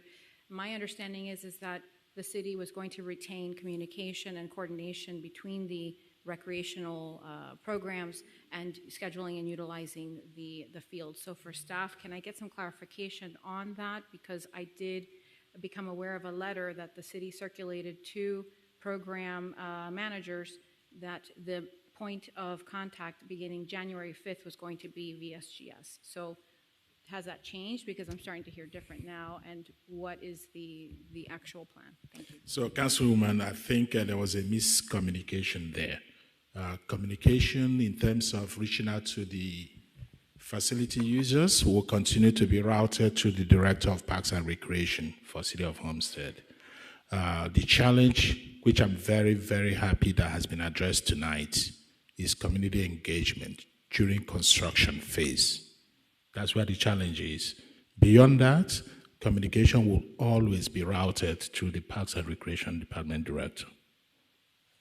Thank you for that clarification. And another question that I have for the future of this area is a lot of envisioning of a police substation on the east side of town. I am hoping that there's been some real intentional conversations about it. And if possible, we also need an indoor gymnasium. So if there's any extra room, any extra funds, we would love to have some additional indoor recreational space for residents of the City of Homestead on the east side.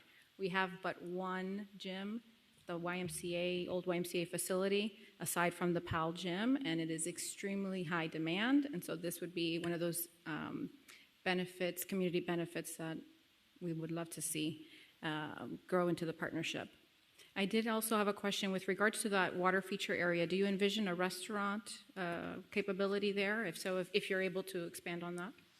So with regards to the police station, we welcome that. From an operational standpoint, fantastic to have a substation or a police station on the site. And we're going to work very closely with the chief of police and his staff to make sure it's well policed during live events. That's a really important component of the safety issue. Restaurant, absolutely. That water feature and that water space is going to not only be a gathering place, but I think you may have seen in the video and some of the still shots, this reminds me a lot, if anyone's ever been to St. Petersburg and seen the pier, very similar. Lots of restaurants, eateries, like not just food trucks, spaces where they can pull up and provide a diversity of cuisine, but there was a building there right at the waterfront with a little overhang that will be a place where you can get some good food. Thank you very much. And then last, Councilwoman? Yes, sir. Just for clarification, the administration is already in communication and discussion with the team with regards to the East Side Police Station. The discussion is still evolving. We hope to finalize it at some point. Good thing is that the development team seems to be excited about the prospect of having a police presence there. Thanks. Very good. That's excellent news for the entire city, but specifically the east side. And I think last but not least, it is one of the very necessary amenities for parents of children. We need as many restrooms as possible around the fields and the parks and the pump stations or punk station, whatever you call it. So when you go through your site plans, please keep that in mind. Thank you. And those are labeled on the site plan as well when you see it. And also, like as I mentioned, the facilities that we're designing around the stadium, they're outward facing and they become part of that facilities. And we use, we use kind of rules of thumbs that we know depending on capacity, what you need to have in terms of concessions and bathrooms so that you don't have queues. So we'll make sure that that infrastructure is there. I just want to point out, kind of to your point, a couple of the items that were discussed in the presentation tonight that maybe glossed over, maybe not, but that are new to the plan is the potential aquatic center, the indoor aquatic center within the training facility, as well as training facilities which may be, as this evolves, may be available to the public as well. So, in terms of the indoor gymnasium type facilities, that's great potential within that academic village. So breathtaking. This is really, I don't get goosebumps a whole lot, but when you started doing that animation, that was something else. You ain't seen nothing yet. I'll hold you to it. There'll be more. Yes. At some point, I'd like to be able to sit down with your design team. I want to talk about safety, in particular the crosswalk area. That little S-curve there is very dangerous, so I think getting some details of what has happened there in the past might help you with that design feature. So just make sure we're involved with that a little bit. Thank you. Yeah. Yes, Vice Mayor. Thank you. With the retention pool, thinking of things that you mentioned so many times, these gathering areas, which I see the community loving. We have very involved parents coming out to support the local teams, obviously to see the bigger games. But if there is some type of way to incorporate a splash pad maybe into the water feature, I'm thinking as Councilwoman Avila mentioned, the eateries, that is a new trend also with the Adirondack chairs, with parents being able to kind of do their own thing. And the children playing, potentially the splash pad could go in to a nicer water feature that served as your retention pond. So I'll just go because picture tells more than what I can speak. So that's a splash pad there that you have. See how it's wet in that area? And then you have the seating right in front of the water feature. And then that's the building where you have the food and catering. And then you have tables around. And again, when you start seeing the furniture, I think these are, you can see that, again, this is design intent because we're going to spend 10,000 hours designing this.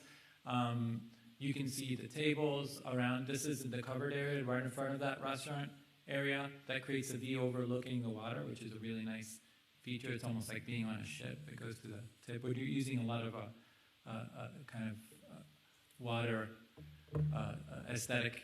And then you see the benches and the way the lighting works and things like that. Here you have the umbrellas, and so we'll have different kinds of seating in different sections for laying back and sitting down and eating and things like that. But there is already a splash pad in it. Love it. Thank you.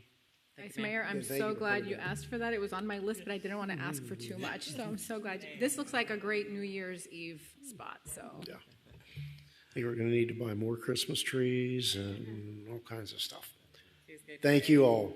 Thank you for coming down. Thank you. Thank you. By the way, I'm really impressed by this council's knowledge of design and development. I don't get that with every council on these projects, so I appreciate that. There's never a bad idea, just ideas we have to talk through. So, thank you.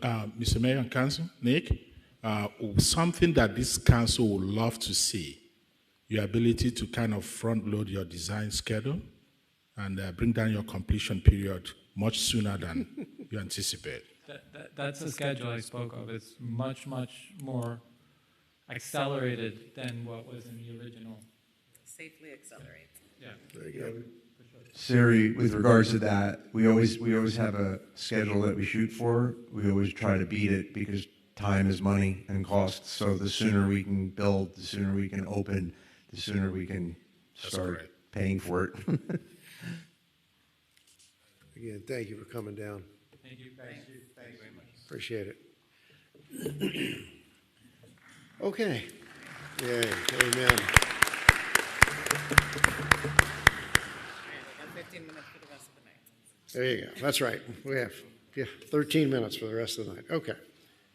We have the consent agenda. Do I have a motion to approve consent agenda? I have a second. All in favor? Any opposed? Mr. White, do your Yes. speed reading. Okay. Please be advised the following items on the agenda are quasi-judicial in nature. If you wish to comment upon any of these items, please indicate the item number you would like to address when the quasi-judicial item is made. An opportunity for persons to speak on each item will be made available after the applicant and staff have made their presentations on each item. Swearing in, all testimony, including public testimony and evidence, will be made under oath or affirmation. Additionally, each person who gives testimony may be subject to cross-examination. If you do not wish to either be cross-examined or sworn, your testimony will be given in its weight. The general public will not be permitted to cross-examine witnesses, but the public may request the council to ask questions of staff or witnesses on their behalf. Full agenda packet on each item is hereby entered into the record. Persons representing organizations must present evidence of their authority to speak for the organization. Further details of the quasi-judicial procedures may be obtained from the clerk. In accordance with Code Section 2-590, any lobbyist must register before addressing the council on any of the following items. At this time, I'd ask council members to disclose any ex parte communications concerning any items on the quasi-judicial agenda this evening. That's tabs 4, 5, 6, and 7. 6 and 7. 6 and 7. Is anyone contacted by the community health, by the... No, that's the little doctor's office across from Methodist School, the conversion of that building. Yeah, 6 and 7. Across the board. Thank you. So at this time, I'd ask anyone in the audience who's wishing to speak on the quasi-judicial items this evening to please stand, raise your right hand to be sworn by the clerk. Do you hereby swear or affirm to tell the truth and nothing but the truth, so help me God? Thank you. You may be seated. Mayor, tabs 4 and 5 are companion items. Tabs 4 is the second reading of a rezoning, and tab 5 is the corresponding site plan for that parcel. I can introduce both. Collective public hearing. Tab 4 is the second reading of an ordinance of the City of Homestead, Florida, approving the rezoning as requested by New Health Community Centers, Inc., of an approximately 0.299 acre parcel of land from multiple apartment R3 zoning district to the restricted retail commercial B1 zoning district for property located at 100 Northwest 7th Street, as legally described in Exhibit A, and providing for an effective date, providing for conflict severability. Tab 5 is card number 4843. It's a resolution of the City of Homestead, Florida, granting site plan approval Like that was included in the consent. as requested by New Health Community Centers, Inc., for the development medical office located at approximately 0.299 acre parcel of land, generally located at 100 Northwest South Street, Southwest 7th Street, as legally described in Exhibit A, and providing for an effective date. Thank you, sir.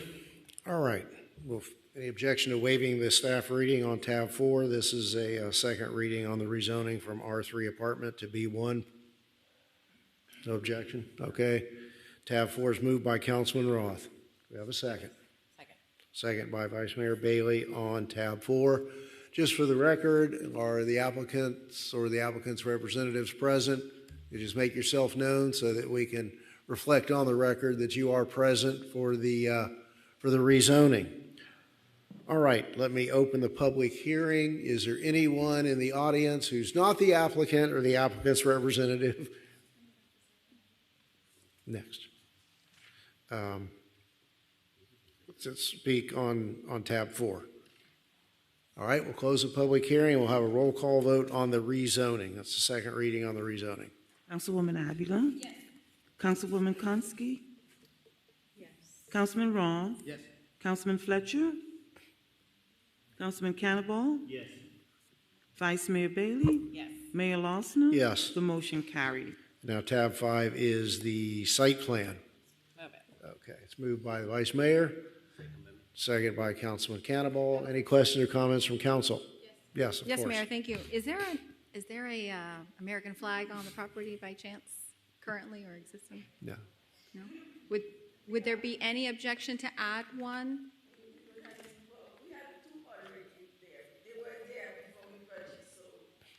Okay.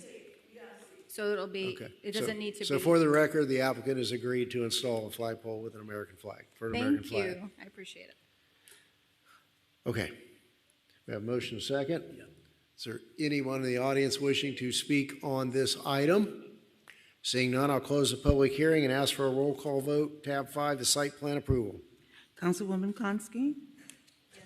Councilman Cannonball? Yes. Councilwoman Avila? Yes. Councilman Ron? Yes. Councilman Fletcher? Yes. Vice Mayor Bailey? Yes. Mayor Lawson? Yes. The motion carried. All right. Mr. White, tab 6. Yes, tab 6 is a resolution of the City of Homestead, Florida, approving an amendment to a previously approved site plan as requested by Keys Gate 3 Trust for the development of a 1,287 dwelling unit residential subdivision on an approximately 206-acre parcel of land located within the Villages of Homestead Development of Regional Impact, generally located south of South Canal Drive and north of Southwest 352nd Street, as legally described in Exhibit A, and providing for an effective date. Thank you, sir. Mr. Arza, I'm earn your keep tonight.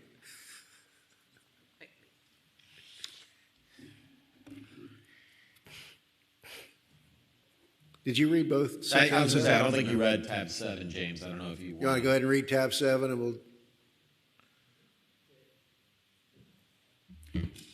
So tab 7 is car number 4871. It's a resolution of the City of Homestead, Florida, approving an amendment to previously approved site plan as requested by Keys Gate 3 Trust for the development of 51 single-family dwelling unit residential subdivision on an approximately 10-acre parcel of land located within the Villages of Homestead Development of Regional Impact, generally located south of 328th Street and west of Southwest 152nd Avenue, as legally described in Exhibit A, and providing for an effective date. All right. I think now we're ready. Hugo Arza, 701 Berkeley Avenue. I'm joined today by Phil Sorati, the Southeast Division President of Lennar Homes. Thank you all for your time. As you disclosed earlier this evening, you've been very generous to let us walk through this request that we have this evening and give you some updates on what we've done. You have 2 items before you today. What we're seeking to modify was included as part of the resolutions of approval for the one project, which is on the screen now, but it had, as you may recall, the 2 phases. It had the small, what we call up there, approved KG2 North site, and then on the south side, the much larger KG2 South site, which is, of course, where the clubhouse is located. But because at the time we brought those projects both together, the request that we're making today in the 50th percentile CO was contained as part of both approvals, and so we kind of have to bring both approvals back to modify the site plan. But obviously, the clubhouse is only located in one place. I think we're pretty clear on that. So, a majority of you were obviously on the council some years ago when this project was approved. Over 200-acre parcel, the last residential development in the DRI, we made a lot of commitments at that time, and we've met those commitments, and we need some assistance with one in particular here today, but this is some of the background information. Again, technically speaking, revising the site plan approval, but not because we're changing the site plan, but just simply because the CO condition was a condition of the site plan approval. So technically speaking, I have to file a site plan application, and even more technically, I had to file 2, the north and the south. But it all boils down to what we're seeking to do with just one change in one covenant, which we're going to propose, which I will show you in a minute. This is what was approved back in 2023, and which we are in the process of finishing up. And so as we go through it, I think this is probably a good slide for me to talk about where we're at this point, which many of you, some of you have toured the site, all of you have met with me, and so you've gotten this update. The clubhouse should be open by April. We are at the point, I was listening to Phil earlier today in some of our presentations, talking about starting to get the designers to go in and the folks that are bringing in the furniture and the like, and I'm going to show you some pictures of the improvements that have been made. So, we're very close to the clubhouse structure itself being done. The golf course should be completed by spring, by April. It can't be played on, and you can't drive golf carts on it right away because the grass has to take. You can imagine the grass would get ripped up right away if you don't allow it to root correctly. So the anticipated timeline for the golf course to be open and available for plays this summer sometime. And then the final portion, which of course we talked about a lot back the last time, is within the clubhouse, which will again should be finished and open to the public by we're hoping April, will be then the final component of the clubhouse will be the restaurant. After April, when the clubhouse is open, the specific build out for the restaurant will occur. They're in advanced conversations to move that along, and our anticipation is that the restaurant will be open by the end of the year. So I think 2026 is going to be a pretty exciting year to get that clubhouse online very soon, the golf course by mid-year, and hopefully the restaurant by the end of the year. So I'm excited for at least 3 grand openings in the next 12 months or so. So again, the renovations and all of the things that have been done by Lennar throughout the process, the improvements of the clubhouse, this is all from what was approved already, the restaurant, the golf shop, the golf cart storage for the public use, the pool, gym, ballroom, and the management offices. All of that is contained within the clubhouse, and all of that obviously is in place. And I'm going to show you a picture of a couple of those things. You're going to see, what the pool looks like today. It doesn't have water in it quite yet, but it will very soon. You're going to see the gym. You're going to see the ballroom, which is beautiful. You're going to see a lot of those amenities. But all of that is, of course, part of the clubhouse and the work that they're doing. We mentioned this in our briefings, and I think it bears repeating because it speaks to the nature of why we need a little more time, or why some of the house construction got a little ahead of some of the clubhouse construction. It was not for lack of effort, money, or desire to complete it as quickly as possible.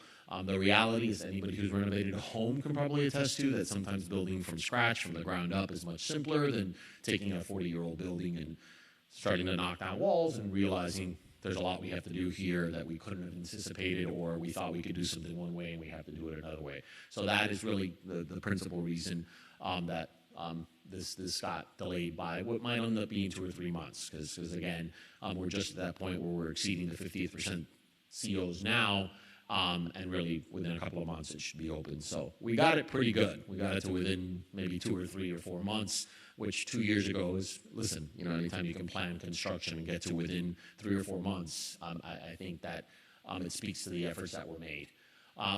Here's a recorded declaration of restrictions from back a couple of years ago, and everything else stays the same. All we are doing is the subsection E that says that in no event shall clubhouse amenities open later than the time at which the developer has received a minimum of 50% of the COs for the approved dwelling units on the project.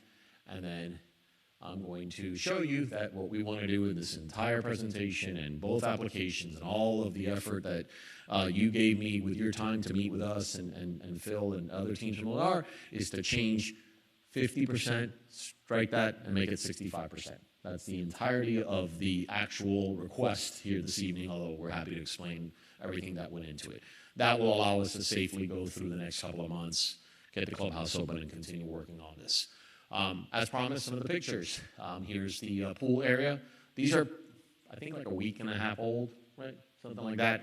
So it probably looks even better today. But as we've offered, some of you have already been out to the site. Others we've continued to offer. Please come visit anytime you want to. Let me know.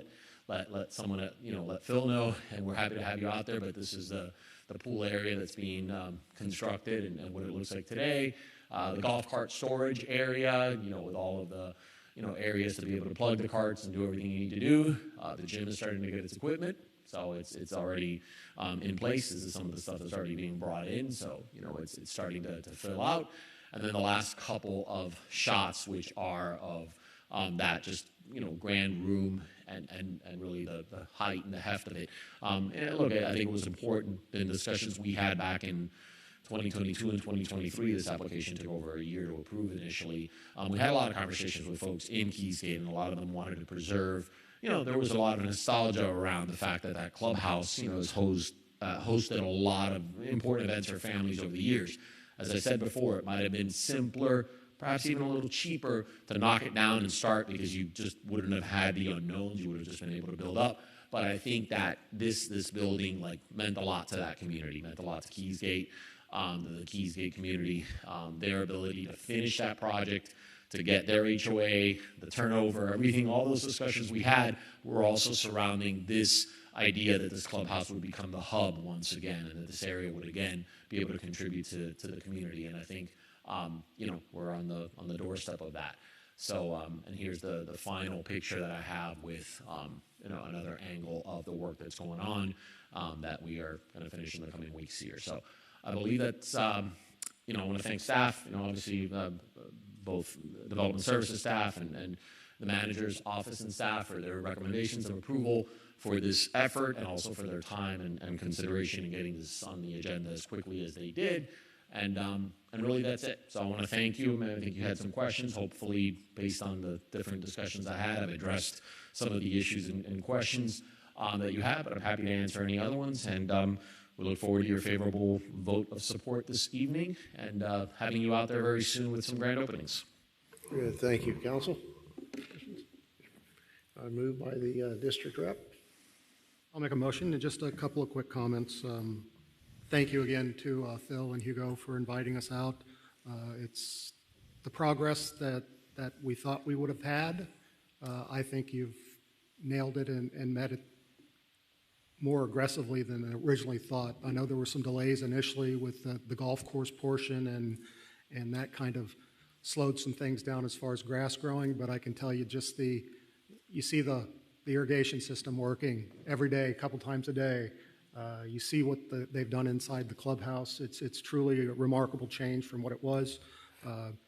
Happened to have dinner with some folks on Friday night who got married there, 20 years ago, and showed them the pictures, and they were really excited to see some of those same, architectural features that were there when they got married. So it's going to be a great benefit to the community. I look forward to supporting this.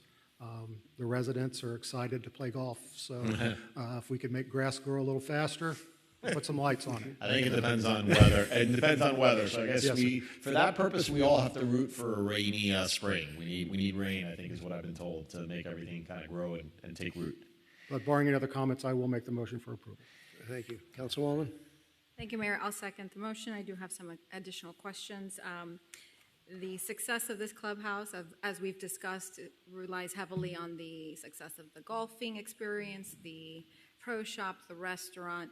So I wanted to just take this opportunity for the public, any new residents that are listening in or that would like to learn more. Can you speak to, and perhaps Phil might be better to expand on it, to the success strategy? I know that there were some discussions on control after turnover or open. Yeah, I know. So that's a great question. So a couple of points on that. So just bear in mind, I didn't get into a lot of the details, but this clubhouse will be owned by the CDD. That was one of the conditions and prerequisites back when this was approved in 2023. And the idea behind that was that you would have that continuity, and that you wouldn't have a potential redo of what happened, some years ago when the club was bought by a private entity who didn't, eventually wasn't making money on it and closed it down. So by having a governmental agency, and I know, Councilwoman Avila, you're very familiar with CDDs from, your community in past life. I think part of the success lies in the fact that this is owned by that community, right? This is not owned by a developer and will not be owned by a private party. It will be owned by the community. Lennar, which of course is still in control because they're developing the site, is interviewing management companies specific to running. No decisions have been made, but it's integral to them because ultimately this is the community they're selling, and so they want this to succeed. They're interviewing the folks that will make sense to run the club, to run the golf course operations, to make that experience as good as possible. And then the last point that I mentioned, they are going through, and they've gone through the process to select the restaurant, which I think is an integral part and probably the last leg of that stool in terms of bringing to the community what they want to have. And so they're in advanced discussions with the restaurant and hope that they can get started. So I think the fact that it's owned by the CDD, that it's, not owned by a private entity, and that they're doing the right thing to hire and bring on the right management folks, I think will be part of why this community succeeds. But ultimately, it's going to succeed because it's going to be the community that owns it, right? Once Lennar's gone and finished selling their last house, they may be selling in another part of town. But for this community, it'll be the residents here who belong to the CDD that ultimately will have the say for it. And so we're confident that they'll do what's right for their community. Thank you. And to the public component, what's the capacity for the clubhouse and the parking? So we got asked that question earlier today. I think the main room, we estimated, or the plans we saw have about 240. I think that's Councilwoman Konski. We were with her when she asked a similar question.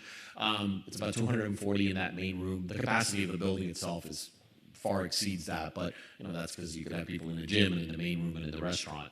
But I don't know the number of parking spaces right now. I wasn't geared up for but I think anyone who's driven there has seen that it's a pretty ample parking field. I will say on that point, new lighting for the parking, new restriping and paving the parking area is going to make the experience much better too. Thank you very much. Thank you, Councilwoman. Anything further from council?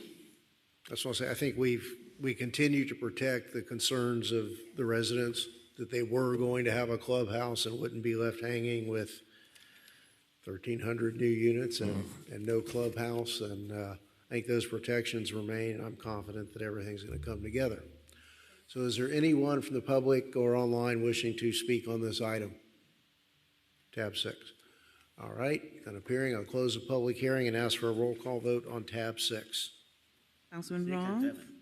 One at a time. Yes. Councilwoman Konski? Yes. Councilwoman Avila? Yes. Councilman Fletcher? Yes. Councilman Cannibal? Yes.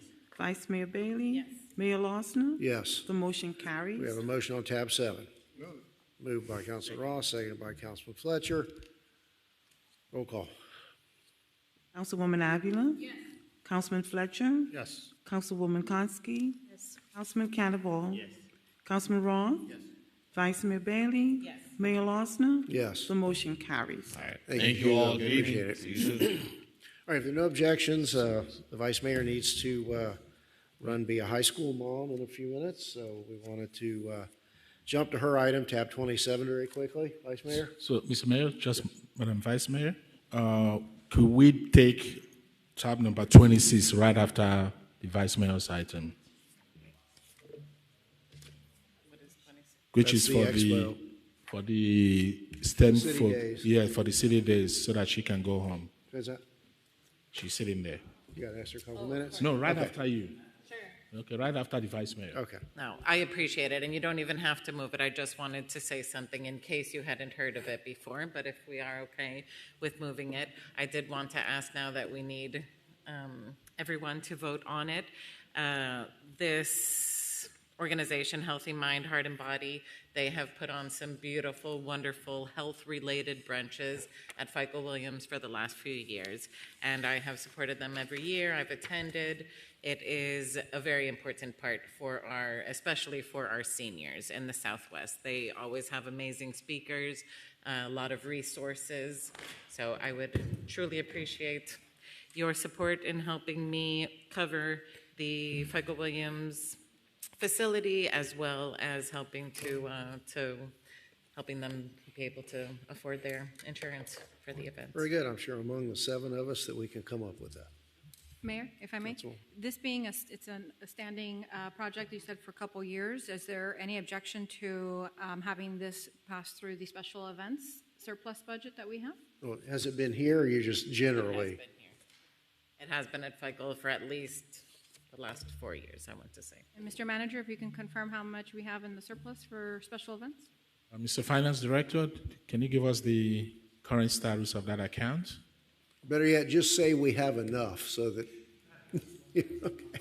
I'll move to cover that through the special events. All right, it's been moved and seconded. Any questions, comments from council? Okay. Anything from the audience? Close the public hearing and a quick roll call on that item. Councilwoman Avila? Yes. Councilwoman Konski? Yes. Councilman Roth? Yes. Councilman Cannibal? Yes. Vice Mayor Bailey? Yes. Mayor Losner? Yes. The motion carries. Thank All you right. very much, and thank you for excusing And me. we're going to jump back to 26 very quickly. Mr. Manager? That's yours. Tab 26 is an item being sponsored by Councilwoman Avila. This is for the proposed resolution to authorize 2 city days for an entity called Eagle Sewer Aviation for their Expo and STEM Showcase. This is going to be on December 11 and December 12, 2026. The city currently has 12 city days, for which at no time have we exceeded the usage of 2. So instead of losing 10 days in a year, is the proposal and recommendation of the city staff for council to consider allowing this group to utilize 2 of those remaining 10 city days. I move it. Thank you. Wait, Okay, wait a minute. we're done. Let's hear and then talk. Welcome, and I appreciate your time in coming down and sitting through all the presentations. I hope that it was inspiring, and I encourage my colleagues to support this item tonight, but I didn't want to lose the opportunity for you to present and to talk about how fabulous it is and how it's going to impact the city of Homestead and why we should invest. Thank you. Very good. Good evening, Mayor and Vice Mayor and councilmen and women. I'm very honored for the opportunity to come and to present. I've had the pleasure of meeting with each of you individually, and collectively we stand together as we are presenting this opportunity to advance, expose, ignite curiosity, and allow it to be able to take flight. Our foundation, as I've shared with you before, was birthed out of the death of my husband 10 years ago in June of 2016. And he was an Air Force pilot for 13 years. That's where we met. He transitioned in 91 to fly for United Airlines for 23 years prior to his passing. He was a commercial airline pilot, flew the 737, 57, 67s, and ended as a captain on the 777. And his inspiration in flying, coming from a small town in Louisiana, came from an encounter he had with the Tuskegee Airmen when he was a cadet at the Air Force Academy. It was really that experience that told him that if the airmen can do what they did under the odds of protecting our country, certainly coming from a small town from Louisiana, and the access to the resources that he had at the Air Force Academy, certainly he can make impact and expand and expose other youth, really in underserved communities, to soar in STEM as well. And so one of the things I promised him prior to his transition was that I would continue that legacy of exposing youth. Connected with the mayor of City of Miramar 9 years ago and talked to him about our interest to create an aviation expo to complement the scholarship programs that we were currently doing in Broward College and also in Louisiana. And there birthed the opportunity for us to do aviation expos with the City of Miramar in partnership with the Broward County School Board. And so 8 years ago, we ventured and started that expo. And over the last 8 years, each year, we've added the number of students that have been impacted.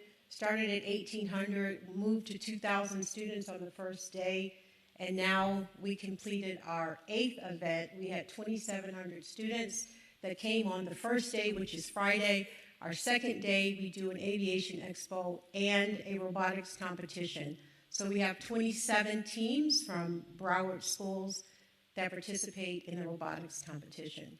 For us, it was more about exposing the opportunities of the vastness in the career field of aviation, recognizing that not everybody is going to be an airline pilot. Not everybody is going to be a military pilot. But everyone has a chance, given the opportunity and exposure to the vastness in the industry. FAA is a partner. American Airlines is our title sponsor. They bring 25 or 30 pilots that come from a diverse background because, again, it's about the demographic, being able to see what they can be and recognize that from their zip code, they too can be exposed and ignite energy and excitement for an opportunity in the field of aviation. We have the pilots that participate. We also have flight ops. We have customer service, flight attendants, mechanics, machinists that also participate. FAA participates. We have all of the aviation educational outlets that also participate. Embry-Riddle. We have Florida Memorial University, Aviation and Flight Safety. We have Broward College Aviation Program. We have some of the private industry partners that also participate, Wayman Aviation, and other organizations that participate. The Museum of Discovery also has an aviation program, and they come out and participate. Civil Air Patrol. Because, like here in Homestead, we would be at a non-traditional venue, we knew that we couldn't fly a 777 in to the regional park that we have in Miramar.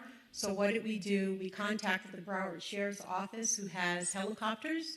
They fly 2 helicopters in, and our Coast Guard from Miami flies their helicopters in. Many of the kids have never, ever seen a helicopter fly, let alone talk to the pilot, see, access to the cockpit, and again, to be inspired. And so over the last 8 years, we have impacted over 15,000 people. It's a 2-day event. The first day is a sanctioned school event, and the second day is the community event. That footprint is going to be mirrored and followed right here in the city of Homestead. Again, when you talk about reputation, you talk about credibility, you talk about provenness in the industry, we possess all of that, and we will continue to leverage our footprint and our industry knowledge to bring it to the city of Homestead. Having had preliminary conversations with Guillermo Santa Cruz at the Homestead Miami Speedway, he was enamored about the opportunity, recognizing that we could expand not just an aviation expo, but we have aviation and STEM. So with the medical hospital, trauma center that's right there on the track, you now have STEM in medicine, you have STEM in aviation. We have George T. Baker, who also participated in our last event in Homestead. They felt that it was value added for them also to expose their post-secondary career and technical education training in Miramar, because they do have people in their training programs that are in the Broward County area as well. And so, again, what we know is there is an intersection that we have an opportunity to expose here. Kids from various zip codes, kids from the district all around, to be able to grow the powerful platform that we have already created that will allow young students as well as families to come and expand on educational exposure and opportunity. We've got a workforce development opportunity as well as economic growth. Homestead is also now positioned as a spaceport, and so as we are expanding the footprint here in Homestead, we definitely will be expanding the STEM exposure as it relates to space, well, aerospace, aviation, and also STEM in the various aspects. We'll also obviously do STEM in automotives, since we'll be there at the Homestead Miami Speedway, because I know that he is very excited and looking forward to a camp that he is also doing there that can be launched as a part of our initiative. And so we're very excited. We recognize that it takes partnership, and that's why I invested the last 7 months meeting with each of you individually. I've already met with all of the key stakeholders, met with the superintendent already of Miami-Dade Public Schools, the assistant superintendents, as well as the vice chair of the county for Miami-Dade County, as well as the the Miami-Dade superintendent, the commissioner for District 9, Councilman Santos. And so each of them see this as a value proposition for the city. And we also see it as an opportunity for us not to start something new, but to expand on the footprint of an initiative that has been established, proven, and is moving in the community. And so we're excited, and I thank you for the opportunity for us to be considered for using 2 community days at the Homestead Miami Speedway. I know that the Air Force Base wasn't an option for us because they closed it for non-military essential events. And so the next best thing cooking was, of course, the Homestead Miami Speedway. And so we are excited that you see it as a value to bring it to the city of Homestead and the community. Thank you very much for expanding on all those details. If you could speak a little bit and briefly on the scholarship opportunities. So one of the things that we do, when you go into the community, it has to be a win-win for you to be able to see the investment as well from the organization that is coming in. We currently have scholarship programs, but one of the things that we have said as a part of this partnership is that we're going to invest even before our event. We have scholarships that start on February 2nd, which is the birth date of my late husband. We always release our scholarships on that date.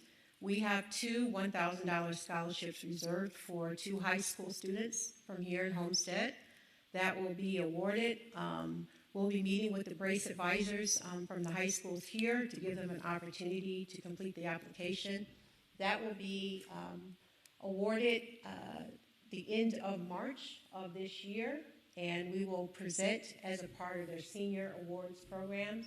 In addition to that, post our event, which will be December 11th and 12th, they will again be given an opportunity for our 27 scholarship awards, which would then increase to 2 $2,000 scholarships for 2027.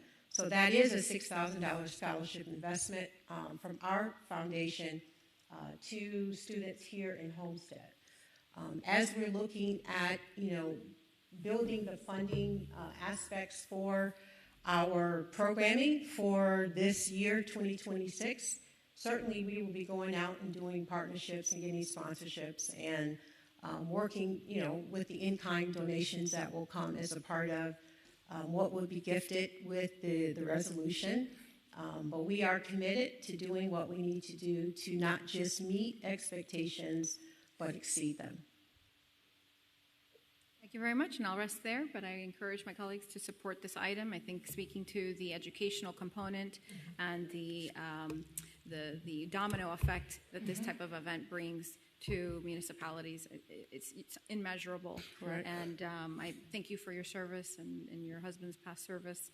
And I did want to just mention that for tonight, I think what's important is that we're just dedicating and confirming a commitment to providing 2 of our city days to the event, but that there's a long period of planning, right? This event is going to be in December, so there will be opportunities to continue to discuss, to continue to plan, and to identify if there is any gap from her seeking any sponsorships, that we have an opportunity to discuss that, if it's even necessary.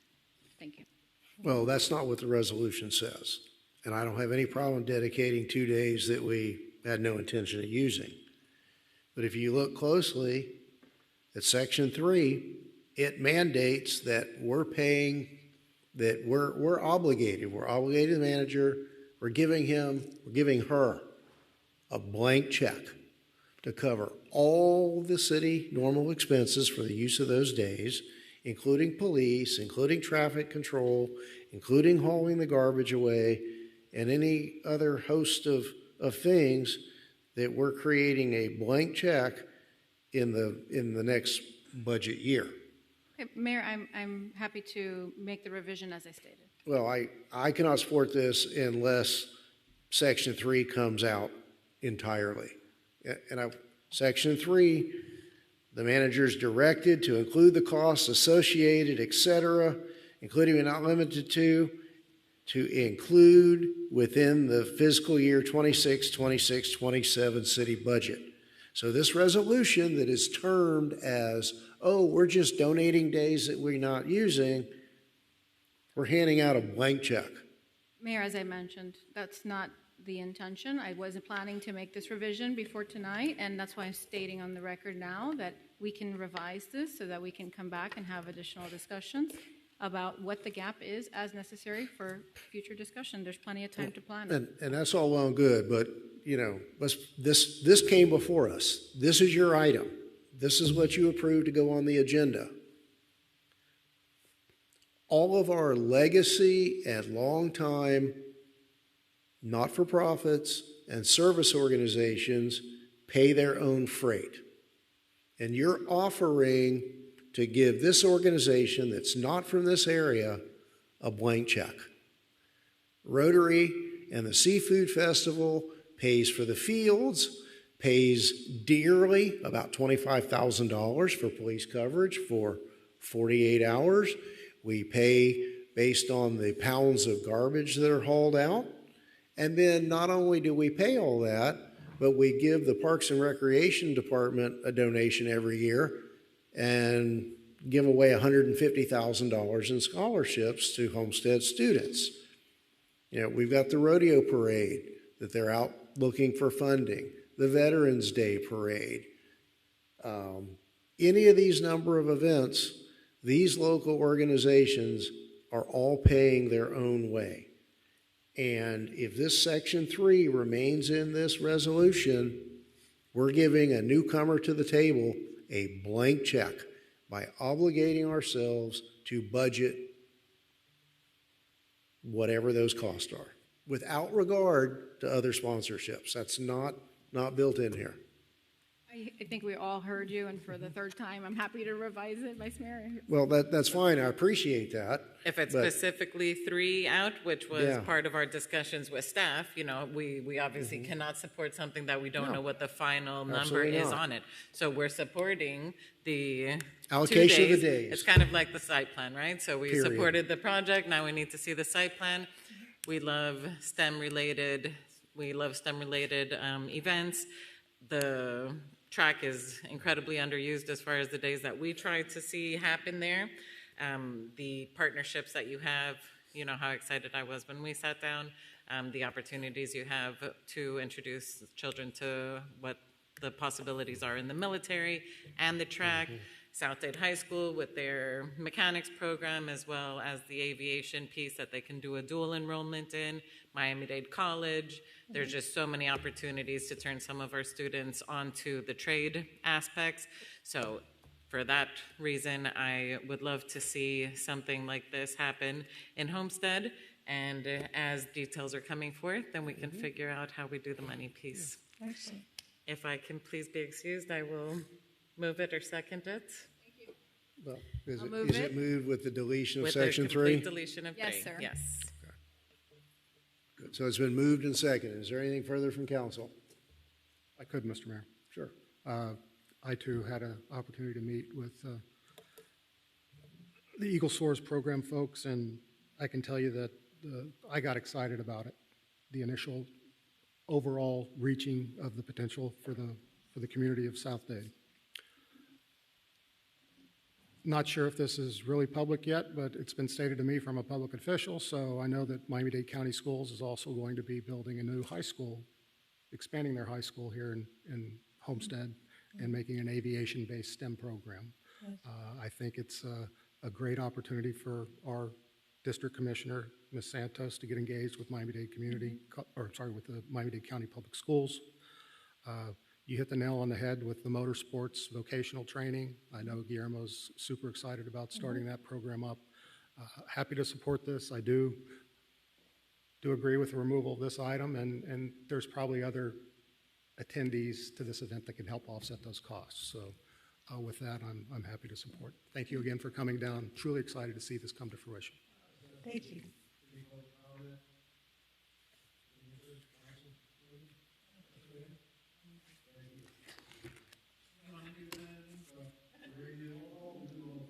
The roll call on the allocation of the two consecutive days. Councilman Fletcher? Yes. Councilwoman Konsky? Yes. Councilwoman Avila? Absolutely. Councilman Cannavall? Yes. Councilman Ross? Yes. Vice Mayor Bailey? Mayor Losner? Yes. The motion carries. Excellent. Thank Thank you. you very Thank much. you, Vice Mayor. We look forward to working with you.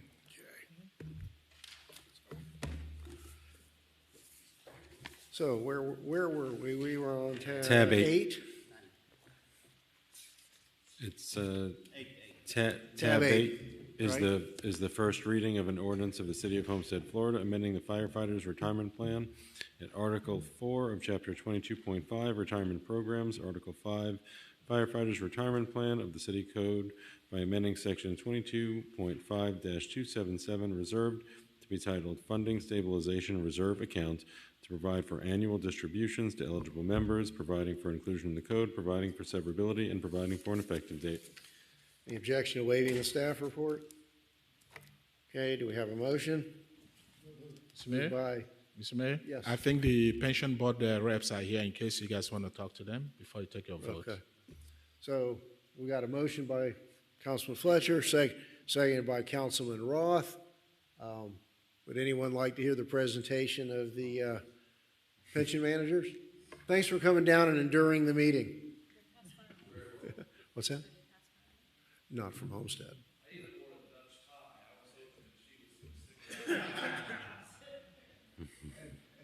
None of you were with the Homestead Fire Department that was disbanded 46 years ago, right? 48 years ago. The baby of the group? Of the surviving 9 beneficiaries. It was 1978, right? Crazy. And we're still spending that kind of money 48 years later. We have a motion and a second. Any public comment? We'll have a roll call vote on tab 8. Councilman Ross? Councilwoman Konsky? Yes. Councilman Cannavall? Yes. Councilwoman Avila? Councilman Fletcher? Yes. Mayor Losner? Yes. The motion carries. Thank you. What's that? Yes. Well, yeah, we do. What, 9:15? 30 more minutes? Yeah. We have a motion to extend to 9:15. Any objections? All in favor? All right, okay. Meeting's extended to 9:15. Moving on to tab 9, second reading. Yes, Mr. Mayor. Tab 9 is the second reading of an ordinance of the City of Homestead, Florida, amending Article 8 of Chapter 6 of the City Code entitled Unsafe Structures, designating the use of the Unsafe Structures Board of Miami-Dade County for all city unsafe structure cases, providing for inclusion in the code, providing for severability, providing for conflicts, and providing for an effective date. Any questions on second reading? Moved by Councilman Roth, second by Councilman Cannavall. Any public comment? Close the public hearing. Roll call vote on tab 9, please. Councilwoman Avila? Yes. Councilman Ross? Yes. Councilwoman Konsky? Yes. Councilman Cannavall? Councilman Fletcher? Yes. Mayor Losner? Yes. The motion carries. Tab 10. Tab 10 is the second reading of an ordinance of the City Council of the City of Homestead, Florida, amending the City of Homestead Code of Ordinances by creating Section 28-240, meter tampering, prohibiting the unauthorized access of electric meters and establishing classifications of violations and corresponding penalties, amending Section 28-320, electric line extension policy and procedure to remove conflicting provisions, providing for codification, providing for conflicts, providing for severability, and providing for an effective date. Have a motion for second reading. Moved by Councilman Ross, second by Councilman Fletcher. Public comment? Roll call, please. Tab 10. Councilman Fletcher? Yes. Councilwoman Avila? Councilman Cannavall? Councilman Ross? Councilwoman Konsky? Yes. Mayor Losner? Yes. The motion carried. And tab 9, 11, Mr. Pro. Tab 11, bear with me on this one. Yeah. Just a moment. Take a deep breath. Tab 11 is a second reading of an ordinance of the City Council of the City of Homestead, Florida, amending its declaration of the city's intent to participate in the Florida retirement system for general employees effective on or about April 1st, 2026, providing that all general employees hired by the city on or after the effective date of the city's participation in the Florida retirement system shall become compulsory members of the Florida retirement system, providing that all general employees who are participating in another city retirement plan on the effective date of the city's participation in the Florida retirement system shall have the right to elect to continue participating in such plan or become members of the Florida retirement system, authorizing the city manager to enter into agreements with the Florida Division of Retirement to accomplish the intent of this ordinance, providing for withholding compensation, Social Security contributions for employees' pay, providing for payments of required Florida retirement system contributions and assessments, providing for the establishment, maintenance, and submission of such records as may be required for participation in the Florida retirement system, designating the city manager as the custodian and withholding and reporting agent, providing that the city adopts by contract the terms related to the participation in the system, providing that the city's decision to participate in the Florida retirement system shall be irrevocable, providing that the clerk shall furnish certified notice, providing for severability, providing for conflicts, and providing for an effective date. Did you write that? Huh? No, I'm going to thank Milton for this one. Okay. Are you sure? Okay. Moved by Councilman Roth for second reading, seconded by Councilman Cannibal. Any public comment? Okay, I'll close the public hearing and ask for a roll call vote. Councilwoman Aguilar, Councilman Fletcher, Councilman Roth, Councilwoman Konski, Councilman Cannibal, Mayor Losner? Yes. The motion carries. And tab 12. Tab 12 is a resolution of the City Council of the City of Homestead, Florida, approving the award of a contract to Electromech Solutions Provider, LLC, Condo Electric Motor Repair Corp., and Dunright Pumps, Inc. for ITB 2025-20, electric motors, pumps, and generator repairs and maintenance, providing for implementation, providing for an effective date. Do we have a motion to adopt the resolution? Moved by Councilman Fletcher, second by Councilman Cannibal. Anything further from council? We have a motion. Any public comment? Close the public hearing and we'll have a roll call vote on tab 12. Councilman Cannibal, Councilman Fletcher, Yes. Councilman Roth, Yes. Councilwoman Konski, Yes. Councilwoman Avila, Yes. Vice Mayor Bailey, Mayor Losner. Yes. Thank you. Motion carries. Okay. Tab 13. Tab 13 is a resolution of the City Council of the City of Homestead, Florida, approving the First Amendment to the agreement for the purchase of an additional software as a service module, Learn and Perform from NeoGov, exempting the purchase from competitive bidding in accordance with Section 2-411.12b of the City Code, authorizing the city manager to execute all necessary documents and approve a price adjustment of up to 10%, providing for implementation, providing for an effective date. Thank you. Any objection to waiving the staff report? Didn't think so. Do we have a motion to approve? Moved by Councilman Fletcher. Second by Councilman Cannibal. Anything further from council? Any public comment? We'll close the public hearing and ask for a roll call vote on tab 13. Councilwoman Avila, Councilman Cannibal, Councilman Roth, Yes. Councilman Fletcher, Yes. Councilwoman Konski, Yes. Mayor Losner. Yes. Motion carried. And tab 14. Tab 14 is a resolution of the City Council of the City of Homestead, Florida, authorizing the city manager to accept the grant award from the Florida Department of Environmental Protection, enter into a grant agreement, establish a budget for the expenditure of grant funds, providing for implementation, and providing for an effective date. Moved by Councilman Roth, second by Councilman Cannibal. Any objection to waiving the staff report? Okay. Any public comment? We're good. They didn't make a right-hand turn with an armload of documents to come to the podium. Okay. All right, we'll close the public hearing and ask for a roll call on this item. Councilman Roth, Yes. Councilwoman Avila, Councilman Fletcher, Councilman Cannibal, Yes. Councilwoman Konski, Yes. Mayor Losner. Yes. Motion carried.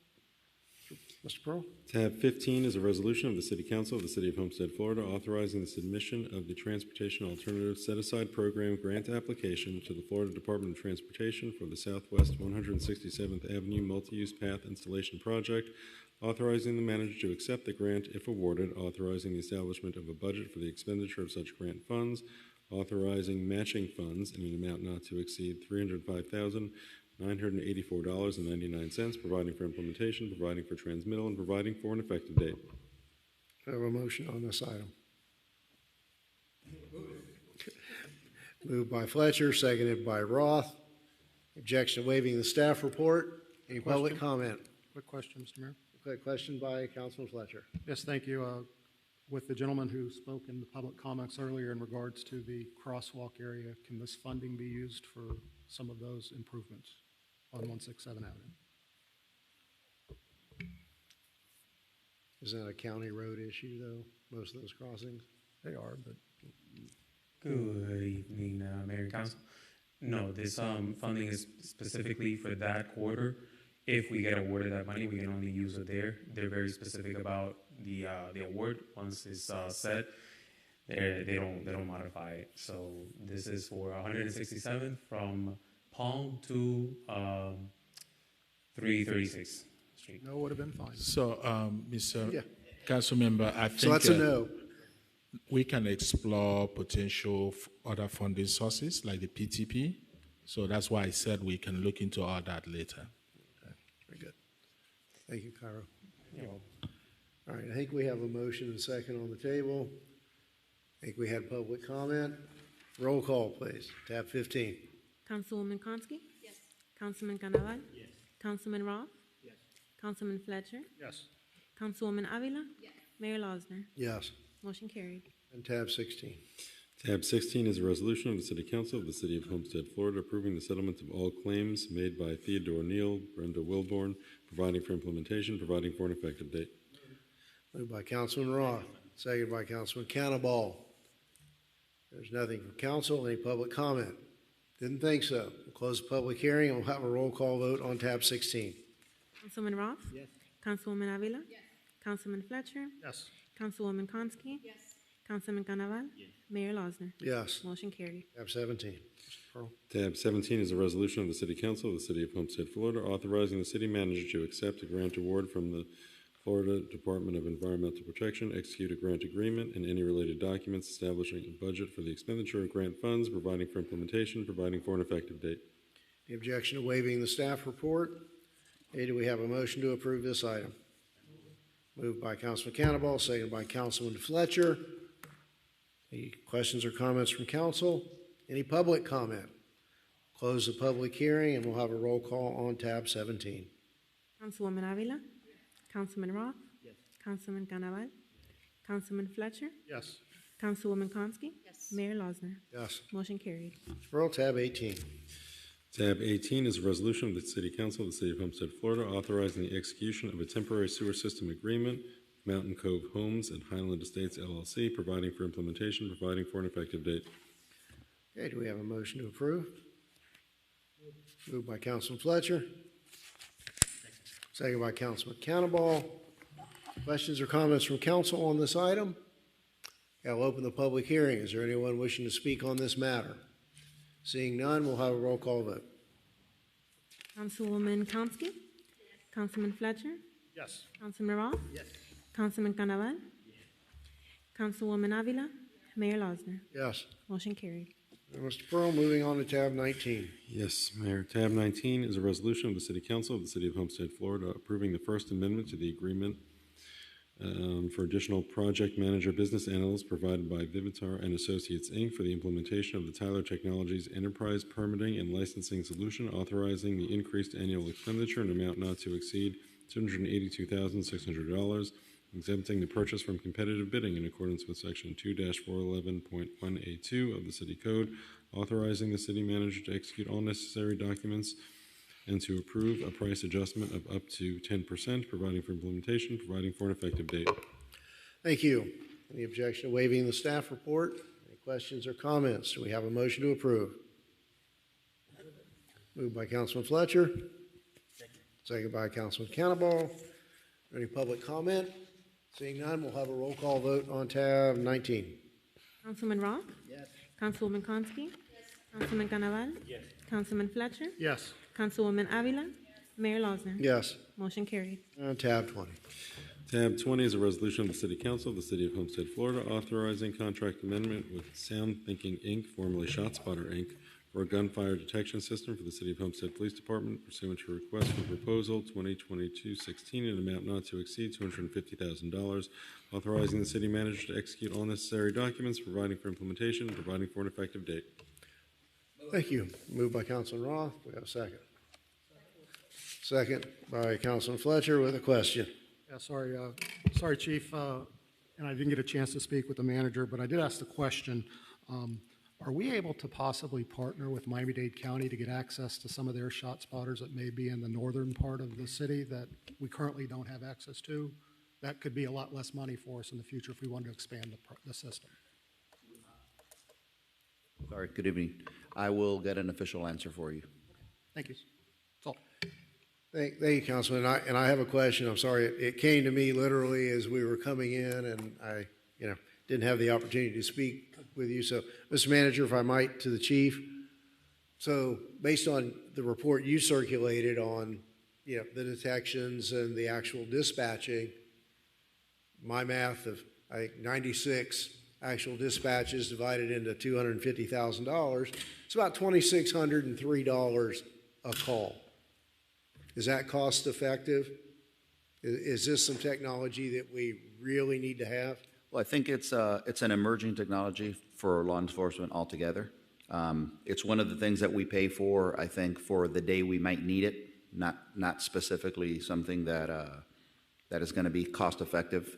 The value behind it is that not only does it alert us, but it also triangulates where that round was fired. And so if from a law enforcement perspective, I think to go with technology, I would definitely say that it is worth it. Now, can we live without it? Sure, we lived without it for 200 years before that. All right, yes, Councilman Roth. Yeah, Thank just you, real Chief. quick. So with ShotSpotter, I'm a big fan of the radio and I listen to it all the time. And they have received ShotSpotter detections with no 911 calls, and they find a victim. So Right. it's like you're saying, it's not about if it's something we can afford. Mm-hmm. It's about can we not afford it and then find somebody dead in the street instead of saving them because they just got shot and nobody called it in. Right. So I think it's important to note the way ShotSpotter works is it detects what it thinks might be potential gunfire. It could be firework, it could be a muffler, it could be anything. We don't have fireworks in Homestead Right. at all. So, but once it receives it, then they have analysts that listen to it, they analyze it, and they interpret it and classify it as potential gunfire, and that's when we get dispatched. So we've had both. Now, I've had conversations with the management of ShotSpotter, and I've told them that I'd rather get dispatched on a firework than not get dispatched on something that you didn't classify as a potential gunshot. So, in other words, I'd rather get more calls and be false alarms than receive a what I guess we would say a false positive. Right. Thing is, for the safety of the citizens of Homestead, this is a wonderful investment. Okay? We need this, and we have to have it. Okay? But I say typically these emerging technologies, they may become less burdensome. I'll say cost effective, less burdensome in the future. Right. I mean, most technologies, when they come out, they come out really expensive at first. They improve the technology, they improve the speakers, if you will, or the microphones, and generally the cost goes down. I can't guarantee that it'll happen here, but it's definitely a value to us. Overall, ShotSpotter's 6-8 years old? Yeah, just about. We've had it since 2003. Okay. And I can tell you that based on the statistics, from 2004 to 2005, we've had a 25.73% reduction in incident numbers, and on actual rounds, a 47% decrease of shots because I guess activations, because I think people know that we use ShotSpotter. Yes. Thank you, Mayor. Thank you for the statistics, and I would like to add that at that same time, we also implemented the GBI program, which I believe there might have been a change in the budget years, but Right. going into the next budget, I'd like to discuss specifically that program and how we can make sure that we're utilizing all of our resources to the max potential. And if I had to pick between one or the other, I prefer to have the GBI, but of course I would love to have both. But I am supporting this renewal. Thank you. All right, I think we have a motion and a second on the table. Anything further? Okay. I don't remember if I did. We'll open for public comment. And now have a roll call vote. Councilman Fletcher? Yes. Councilwoman Avila? Yes. Councilman Roth? Yes. Councilman Canaval? Yes. Councilwoman Konsky? Yes. Mayor Losner? Yes. Motion carried. All right, moving on to 21. Tab 21 is a resolution of the City Council of the City of Homestead, Florida, adopting the impact fee study, providing for implementation, providing for an effective date. Thank you. Moved by Councilman Roth. Second. Second by Councilman Cannaball. Right. Any further discussion? Questions from the audience? All right, we'll close the public hearing and we'll have a roll call vote on the acceptance of the study. Councilman Roth? Yes. Councilwoman Avila? Yes. Councilwoman Konsky? Yes. Councilman Fletcher? Yes. Councilman Canaval? Mayor Losner? Yes. Motion carried. And tab 22. Tab 22 is a resolution of the City Council of the City of Homestead, Florida, accepting a grant award from the State of Florida Department of Transportation in order to address the high rate of automobile injuries and fatalities due to the impaired driving through enhanced law enforcement activities, approving the grant agreement, authorizing the city manager to execute grant agreement, establishing a budget in the amount of $120,000 for the expenditure of grant funds, providing for implementation, and providing for an effective date. Moved by Councilman Cannaball. Second by Councilman Fletcher. Anything further from council? Okay, any public commentary? Seeing none, we'll have a roll call vote on tab 22. Councilwoman Avila? Councilman Roth? Councilman Fletcher? Yes. Councilwoman Konsky? Mayor Losner? Yes. Did I call Canaval? Councilman Canaval? Yes. Motion carried. All right, very good. Okay, that was 22. Yes. All right, moving on to 23.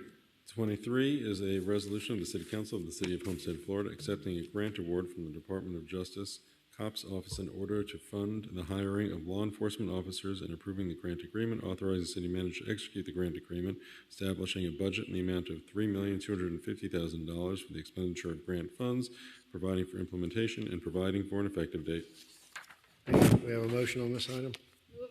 Moved by Councilwoman Avila, seconded by Councilman Cannaball. Any questions, comments, or discussion from council? This is pretty huge, actually. Yes. Is Ashley here? Ashley, are you here? No? She's here? Thank you. Amen. All right, any public commentary on accepting $3.25 million in grant money? No objections.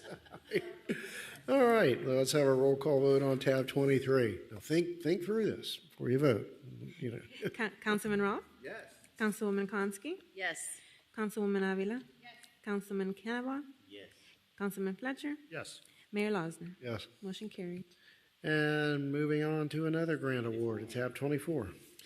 Tab 24 is a resolution of the City Council of the City of Homestead, Florida, accepting a grant award from the Florida Department of Law Enforcement for law enforcement equipment funding, approving the grant agreement, authorizing the city manager to execute a grant agreement, establishing a budget in the amount of $11,619 for the expenditure of grant funds, providing for implementation, and providing for an effective date. You have a motion to approve? Moved by Councilman Avila, seconded by Councilman Cannaball. If there are no further questions or comments from council, I'll open the public hearing. And seeing none, I will ask for a roll call vote. Councilwoman Avila? Yes. Councilman Roth? Yes. Councilman Fletcher? Yes. Councilman Canaval? Yes. Councilwoman Konsky? Yes. Mayor Losner? Yes. Motion carried. And tab 25. Tab 25 is a resolution of the City Council of the City of Homestead, Florida, accepting a grant award from the State Department of Transportation in order to address high rate of automobile injuries, fatalities due to the non-use of occupant protection through enhanced law enforcement activities, approving the grant agreement, authorizing the city manager to execute a grant agreement, establishing a budget in the amount of $110,000 for the expenditure of grant funds, and providing for an effective date. Motion approved. Moved by Ross, seconded by Fletcher. Public comment. Roll call on tab 25. Councilwoman Konsky? Councilman Canaval? Yes. Councilman Roth? Yes. Councilman Fletcher? Yes. Councilwoman Avila? Mayor Losner? Yes. Motion carried. All right. We're in the home stretch with 10 minutes to go. Mr. Manager, don't let me cut you off this time. Mayor and Council, tomorrow we are hosting the normal monthly Miami-Dade County Concierge Service here in the City Hall. They'll be here from 8 o'clock tomorrow morning for permitting concierge services. And on January 27th, on council request, we are hosting the discussion workshop with council members on delinquent utility accounts. And we're also starting a CDBG-funded swimming lessons at Robbie George Park. It's for February 9th for youths and kids ages between 13 to 17.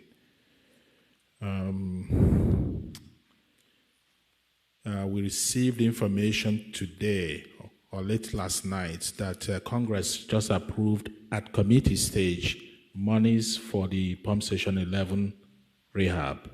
So we're waiting for the House to vote this week and the Senate will vote next week to confirm that we're receiving the sum of $2.2 million for Pump Station 11.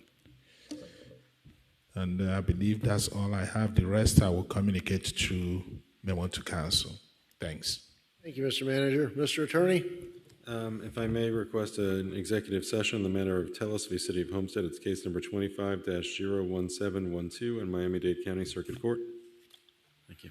Is it pressing? Do we need to try to fit it in with the workshop? Okay, well, whatever we can schedule then. All right. Councilman Cannibal?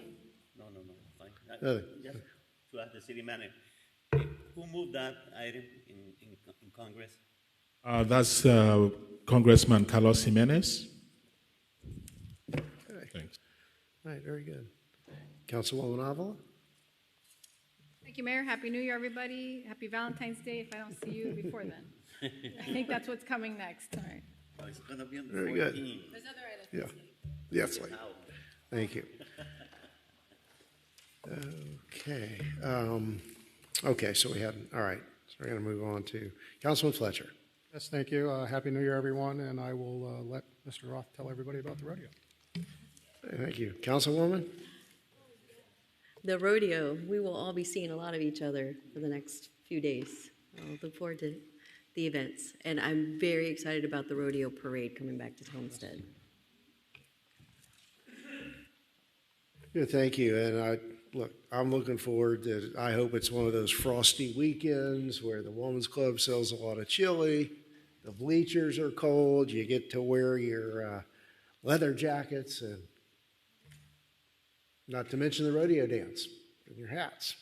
Great time, great weekend. And I was thinking, okay, so if this is the 77th rodeo, we've got the potential for the 80th rodeo to be in its new home for the first time. That would really be something to work toward. Okay, who did I miss? Councilman Roth. Thank you, Mayor. First, before I get into the fun stuff, can we really take what Mr. Stoner said today to heart? I've been traveling a lot, and anytime I get into areas where there's foot traffic, there's an immense amount of signage that remind folks that it's state law that when a pedestrian is attempting to cross the street, that they yield to the pedestrian. I agree with you 100%. And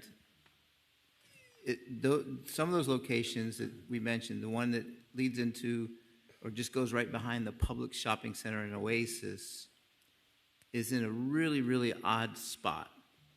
And the potential for somebody to get hurt, hit, or killed is real life there. So I think we need to really think about that. Even though the county may not allow us to manipulate the permanent signage, we can put those little A-frame type signage I see everywhere about. And they knock it out and they don't fix it. They leave it like that for 2 or 3 weeks. Yeah, I would press for pedestrian activated light systems where they hit it, the lights light up, they know a pedestrian's in the crosswalk, and they yield to the pedestrians. So I know Monroe County put one down just before the split on US 1, heading south on US 1 in Monroe County, which is activated by pedestrians. And it's massive. I mean, it's telling you to stop. It's telling you, all these different things. So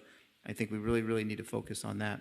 I may invite Councilwoman Konski to opine on what I'm about to remind her to talk about, which is the silent dance that the Women's Club is hosting on February the 6th. Would you like to elaborate just a little bit?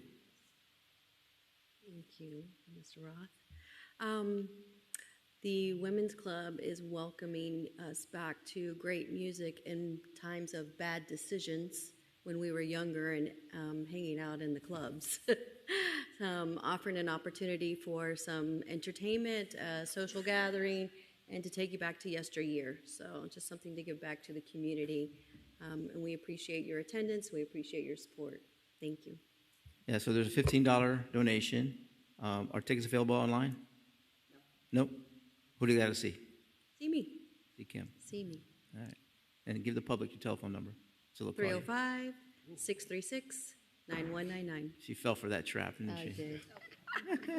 We all have her number anyways. Wear your favorite members only jacket, right? Back to the 70s. So, 70s and the 80s. Councilwoman, can we do a press release on that so they can work the details out and socialize it? She's got all the details, yeah.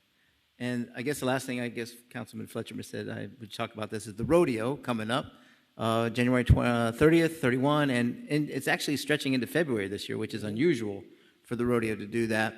I'm glad all the cold weather is here now. Maybe it will be, as the mayor said, he wants it to be kind of chilly out there, but he don't have to stand out there for 4 or 5 hours selling stuff, so we do. And but we hope for great weather, no rain, beautiful Chamber of Commerce skies like we've had over the last few weeks. It's just beautiful blue skies, which maybe a day last week, I think it was Sunday, we had a little bit of rain and stuff, but don't miss it. I think Friday night is the Tough Enough to Wear Pink night for breast cancer awareness and cancer awareness. I'm not sure about Saturday, but Sunday is always reserved for military, honorary military veterans and active duty military, wearing your red, white, and blue in support of the United States and everything that those military servicemen do for us and women out there every single day. So they've got hard battles to fight, just like our law enforcement guys. We love you guys. Just come on out, support the rodeo, and I can't wait for 2029 because that's when it's going to be massive, massive, massive day. Thank you, Mayor. Thank you, Councilman Roth. All right, the Vice Mayor has departed. All right, one quick item of business, reappointment to a actual veteran of the former Homestead Fire Department, reappointment to the Pension Board of James, or as most of us know him, Jimmy Adams. Reappointment moved by Councilman Fletcher. Second. All in favor? All right, thank you. Again, I just can't thank staff enough for their work and vision in putting together our winter wonderland. I think the numbers were just north of 8,200 people who skated. Pretty good for the first year out, and we're going to move right into our 4th of July extravaganza. So Ms. Brown and everyone who worked with you and for you on that, tremendous event and 8 weeks of good press and good feelings and good vibes for downtown Homestead. And with that, if there's nothing further, we have a motion to adjourn. Councilman Fletcher? Yes, thank you. Sorry, Mr. Mayor, as we're talking about the pension board, I haven't seen anybody apply for the open position on the police pension board. I haven't seen anything for that. That's for a Homestead resident position. Correct. But I haven't seen anybody for that yet. Maybe if we can do a social media reminder. Homestead resident. Just got to be a Homestead resident, that's it. Better if they have a financial background. Yeah, something that would mesh with that board. Okay. Thank you, Councilman. Thanks for the reminder. All right. With that, we have a motion to adjourn. We're moving second. All in favor? Aye. Thank you all. Good night. Appreciate it. Goodbye.